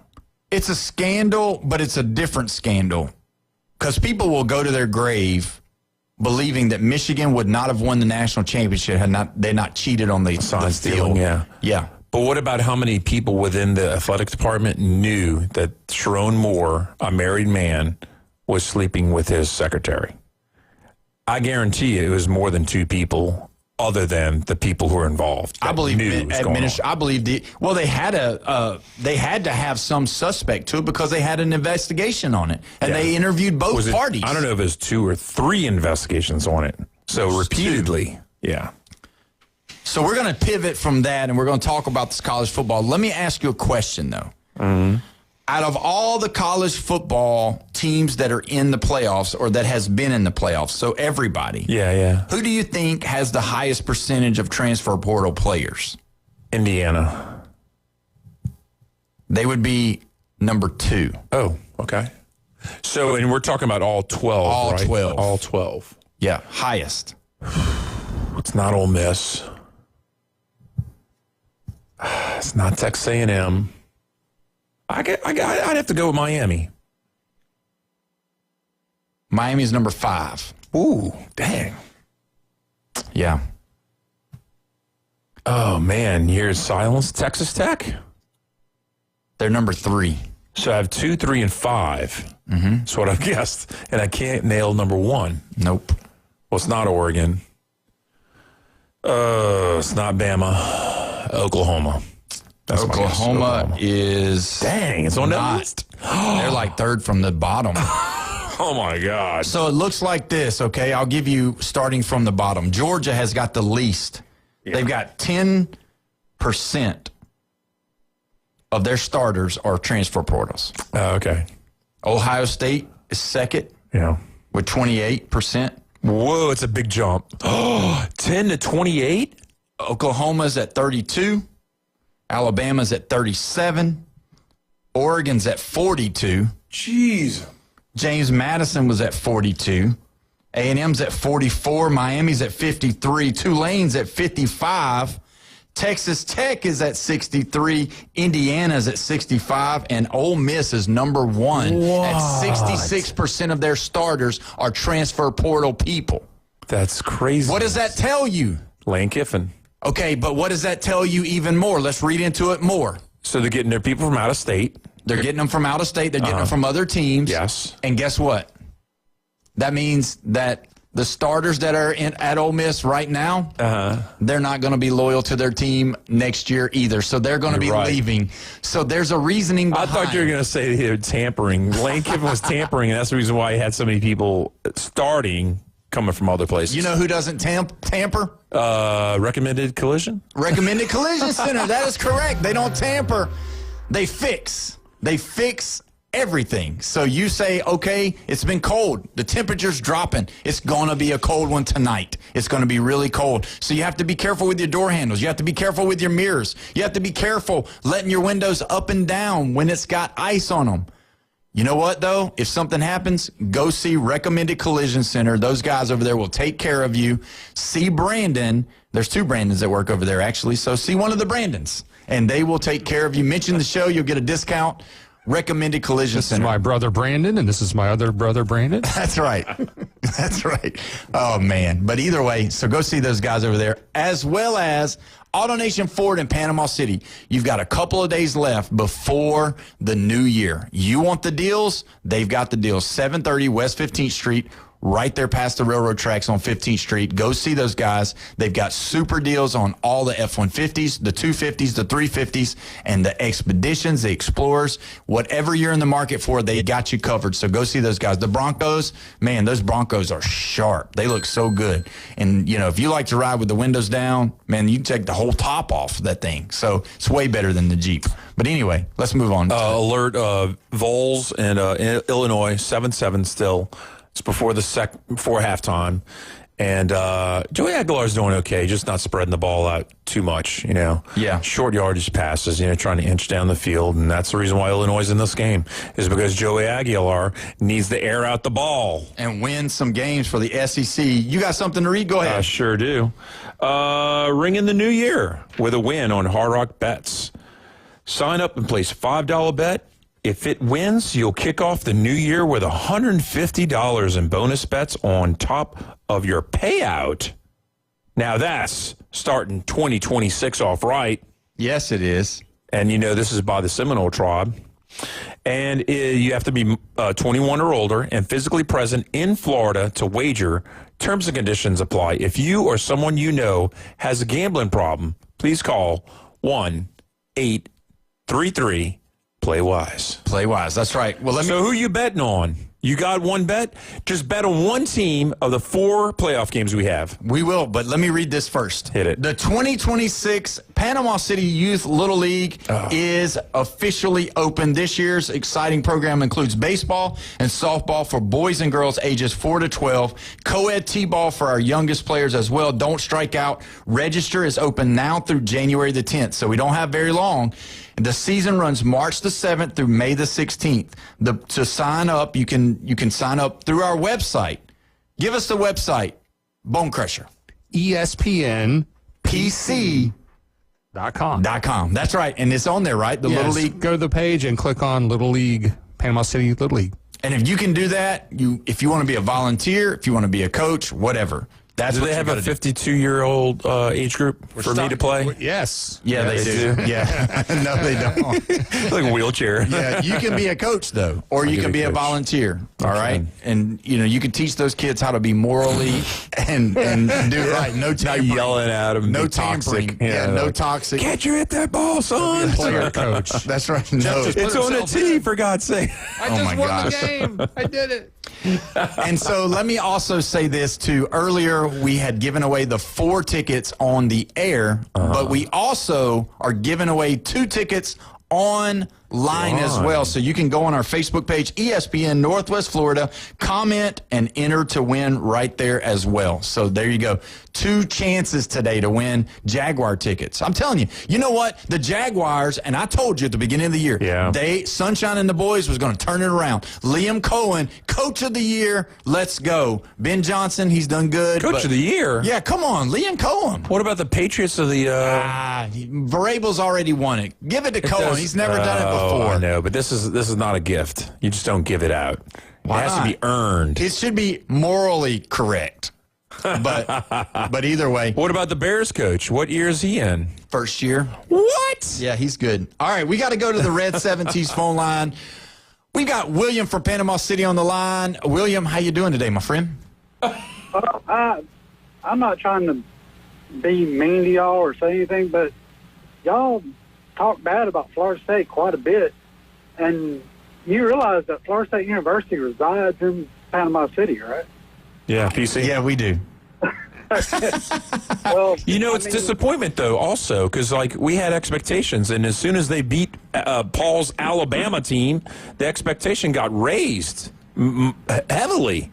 And it was a disappointment because I want to go to Tallahassee. I want to go to a game, but I don't want to go see a 5-7 team. I don't want to be 5-7 either. I don't like them being 2-10, but they reside in our town. It's kind of like downgrading the Mosley Dolphins. I would never say anything bad about the Mosley Dolphins because they reside in my town. Mm-hmm. No, you're right, and I get it, William. I'm with you. Listen. I'm the first one to take up for these teams and make them, I want to talk about them. We have a insider that writes the articles for Florida State. We have him as a regular on the show. We're pushing for Florida State.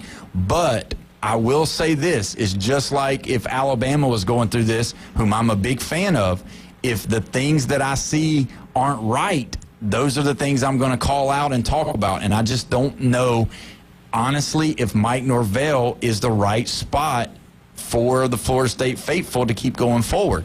They were giving away tickets. I'm not a fan of Mike Norvell either. I mean, I don't think he's that bad of a coach. I think he's had some bad luck, but I think his time is up. Right. Obviously. Yeah, see, I do too. But you know what? I'm not. If you're an SEC homer, though, and if you're an SEC Alabama person or you're an LSU Alabama person, go to Baton Rouge. Go to Tuscaloosa. Do your thing up there. That's right. Florida State is in Panama City. We love Florida State because it provides us jobs. Our kids go to school there. It's our home. And Seminoles own this area because if you go to any store, there's not more Gator stuff than Seminole stuff to be sold. And there's a reason, because it sells. Yeah, it sells because we send our kids to school here. The university resides in Panama City. Yeah. There's, I don't know, probably 4,000 or 5,000 kids that go to school there. Oh, yeah, for sure. I agree with you. I think, based off of, how everything works out, I think there are a lot of Florida Gator fans in the area, though. I do believe that. There are, but it's not even half of what the Seminole fans are here. I'm telling you. I'm 49 years old. I've been watching Seminoles forever. We dominated in the 90s. Oh, yeah. We were great. We was in the top 4 for, 14 straight years. With everything, the city used to stop when Florida State played. I remember them days. And I know it's been a long time. Well, it was undefeated just like 2 years ago, but it was a dynamic program by all means. But, I just, I don't have anything against Alabama. Matter of fact, we won against Alabama this year. But that's right. And there's nothing I can say. You're right. You whooped us. But, it just kind of hurts. I know it ain't our best years, but we do have pride, and they do reside in our city. Yeah. No, yeah, and we're for them, and that's why we wanting to. I'm with you. I think Norvell's time is up, and that's what I've been pushing for. And obviously, I'm just a voice, but still, realistically, I don't see the program going any further if Mike Norvell cannot get out of that coaching chair. I don't think Mike Norvell's in charge anymore. I believe John Garrett's taken over the strings, and hopefully he can get some of that Duke talent in there, and maybe they'll be a little better. But y'all have a good day. I appreciate it. All right, man. Well, thank you, William, for listening, and we appreciate the call. He's right. He is right. And I don't hate Florida State. And actually, I don't even hate, there's one fan that I do not like, and it's because he's really, really toxic. Like, he celebrates. No, it's a friend of mine. Okay. And he lives here in Panama City, and he celebrates every time the Gators or the Hurricanes lose. And it's like, he acts like they won a Super Bowl by his hated rivals losing. Yeah. And it's kind of funny sometimes, but it's kind of disheartening sometimes to watch it. But no, I dated a Seminole last year. And she lives over in Lynn Haven. And, she's not a diehard, but she graduated from there in education. And I don't hate the Seminoles. I was going to go to a game last year. It was the Tar Heels were playing in Tallahassee. Yeah, but I was disappointed because that start that they had last year, and they ended up 2-10. I think they were probably 1-5 by the time they got to the Tar Heels. You had a chance to go to a Florida State game at $6. I know, but I don't want to go see a loser. Right. I'm sorry. Either way, we got to take a break. When we come back, we're going to pick. See what happens. College football playoff. You're listening to the Sports Blitz with Paul Wilson right here, 104.3 ESPN, Northwest Florida.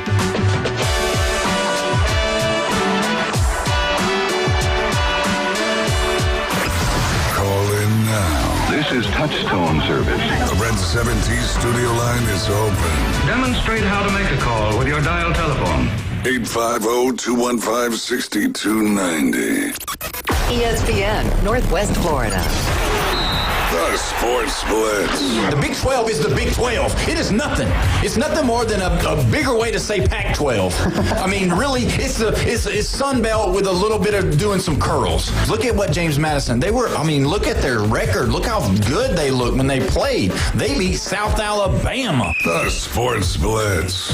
Live and local, weekdays, 4 to 6. ESPN Northwest Florida. 360-degree protection of your home, 365 days a year, one low monthly price. Brock Lawn and Pest Control offers an affordable program that provides our customers with peace of mind. Brock 365. We like bundling pest control with termite protection for a low monthly payment. We couldn't be happier with the results. Most treatments are done outside, and we haven't had any issues in over 3 years. Call us today for your free consultation. Brock Lawn and Pest Control. When it comes to building smart and roofing right, TK Vandy's is the name you can trust. They're your go-to for general contracting, design, build solutions, and top quality roofing. From concept to completion, they deliver excellence on time and on budget. Whether it's a custom build or a complex renovation, they've got you covered, literally. Call TK Vandy today and build something better together. TK Vandy, built with purpose, roofed with pride. Your home for college football. ESPN Northwest Florida. The number 2 Ohio State Buckeyes will face the number 10 Miami Hurricanes in a college football playoff quarterfinal.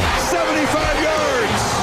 Wow. Tomorrow, it's the Cotton Bowl, live from Arlington, Texas. Touchdown. Kickoff at 6:30 right here on 104.3 ESPN Northwest Florida. The Sports Blitz. 100% live and local from the CDC Construction Studios. Beyond the score. Touchdown. Beyond the headlines. Double play. Our coverage goes deep. Highway robbery. 104.3 ESPN Northwest Florida. Now back to the Sports Blitz. Welcome back. You're listening to the Sports Blitz with Paul Wilson right here at 104.3 ESPN and Northwest Florida. Don't forget, you still got time to call in, text in on the Red 7T's phone line, 850-215-6290. We're live and local right here in the CBC Construction. And you know what? I want to read something.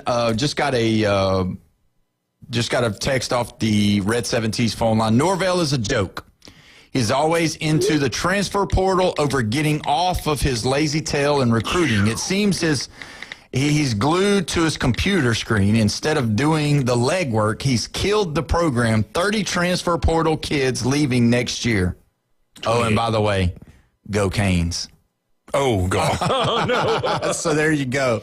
So, I mean, again, you can only call it like you see it. You've got your opinion. I've got my opinion. Everybody's got an opinion. But the facts are the facts.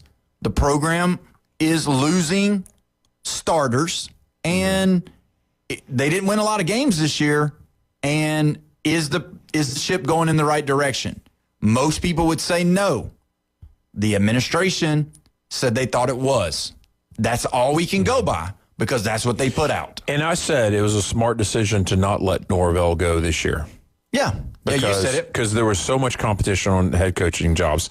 And Florida State could be the biggest job opening next year. I thought, and we didn't even know about Michigan happening. Right. We disagreed on what level of top job as far as Florida State being. You said it, 4th or 5th? What were they? Because we had Penn State, LSU, and Florida were 1, 2, 3. Right. Yeah. And I mean, I thought they were in the top. You didn't think so as much. Who the Florida? Florida State. Well, you said both when we started talking about it. You were saying Florida State was not the limelight job. Well, they were being number 4 without Michigan being in that whole talk. They were number 4. Florida State was. But I'm just saying, with that being said, this got to happen. I don't know when, where, how, or what. Yeah, but it's got to happen. You know, I mean, look, it's the hometown team. And I'm hoping for the best for them. I mean, I don't know. I don't even know what to say about it.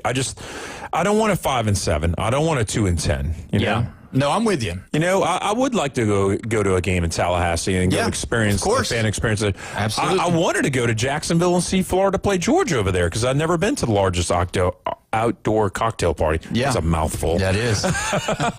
But, I mean, I wasn't able to, and I probably never will because they'll probably never go back to Jacksonville now. Yeah. Well, let's look at it. So we got the college football playoff. Yeah.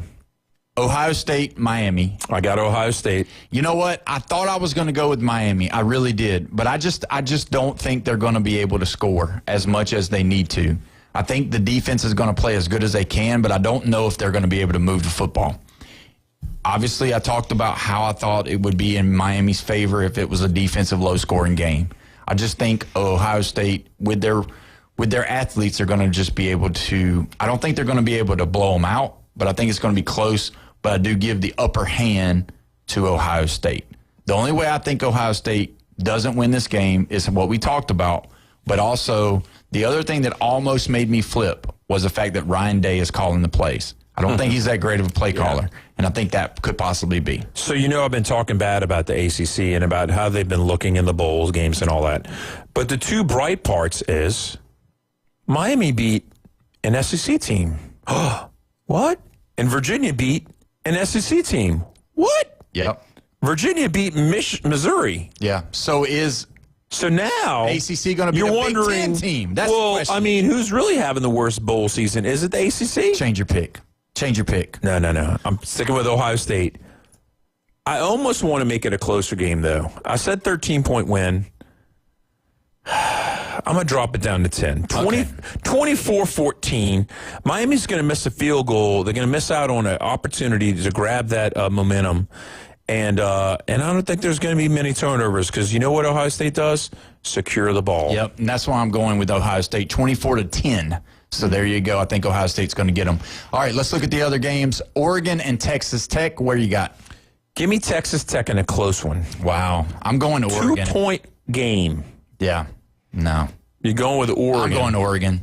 All right. I say it's going to be I think it'll be like a 28-26 for me.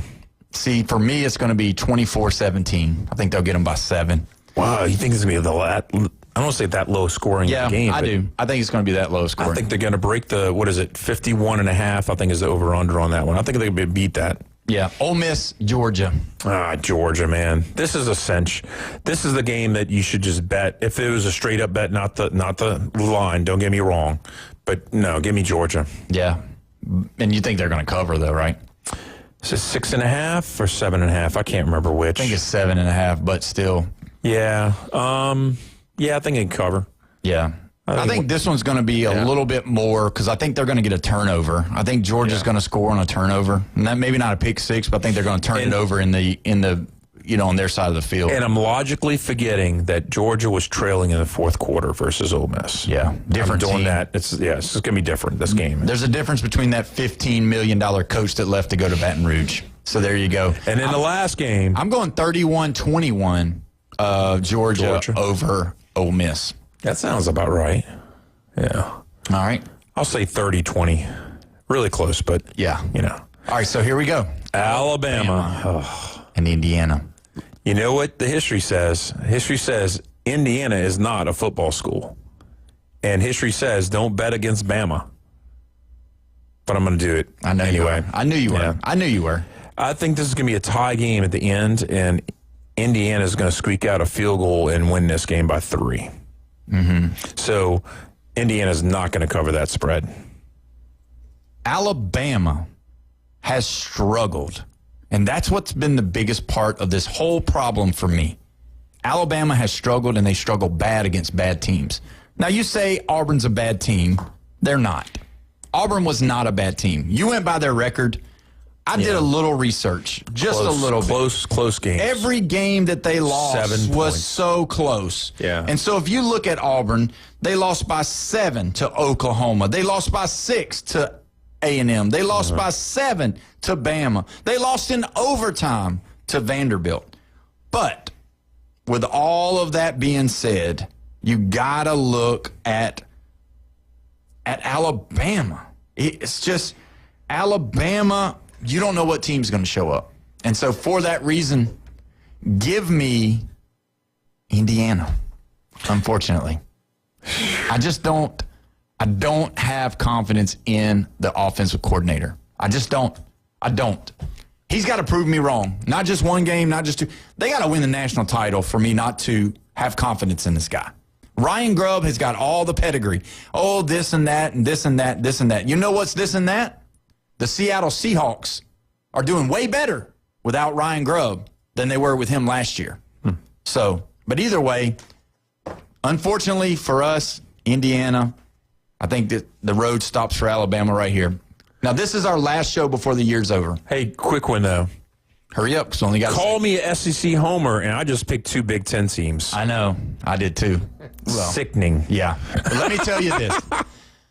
I'm thankful for this show. I'm thankful for you, Jeffrey. I'm thankful for you, Bone Crusher. I'm thankful for the fans, for the listeners, for people who listen to us, and we appreciate you so much. And so with all that being said, we want you to have a happy new year. Be careful. Don't do it. If there's something questionable, don't do it. Call a driver, call an Uber, call a taxi, and let's be very good. Let's have a good time. And even though I picked against Alabama for 2025, I'm going to say it one more time before we go. Roll Tide. Prove me wrong, boys. We'll see you next year. Have a great day. Thanks for listening, everybody.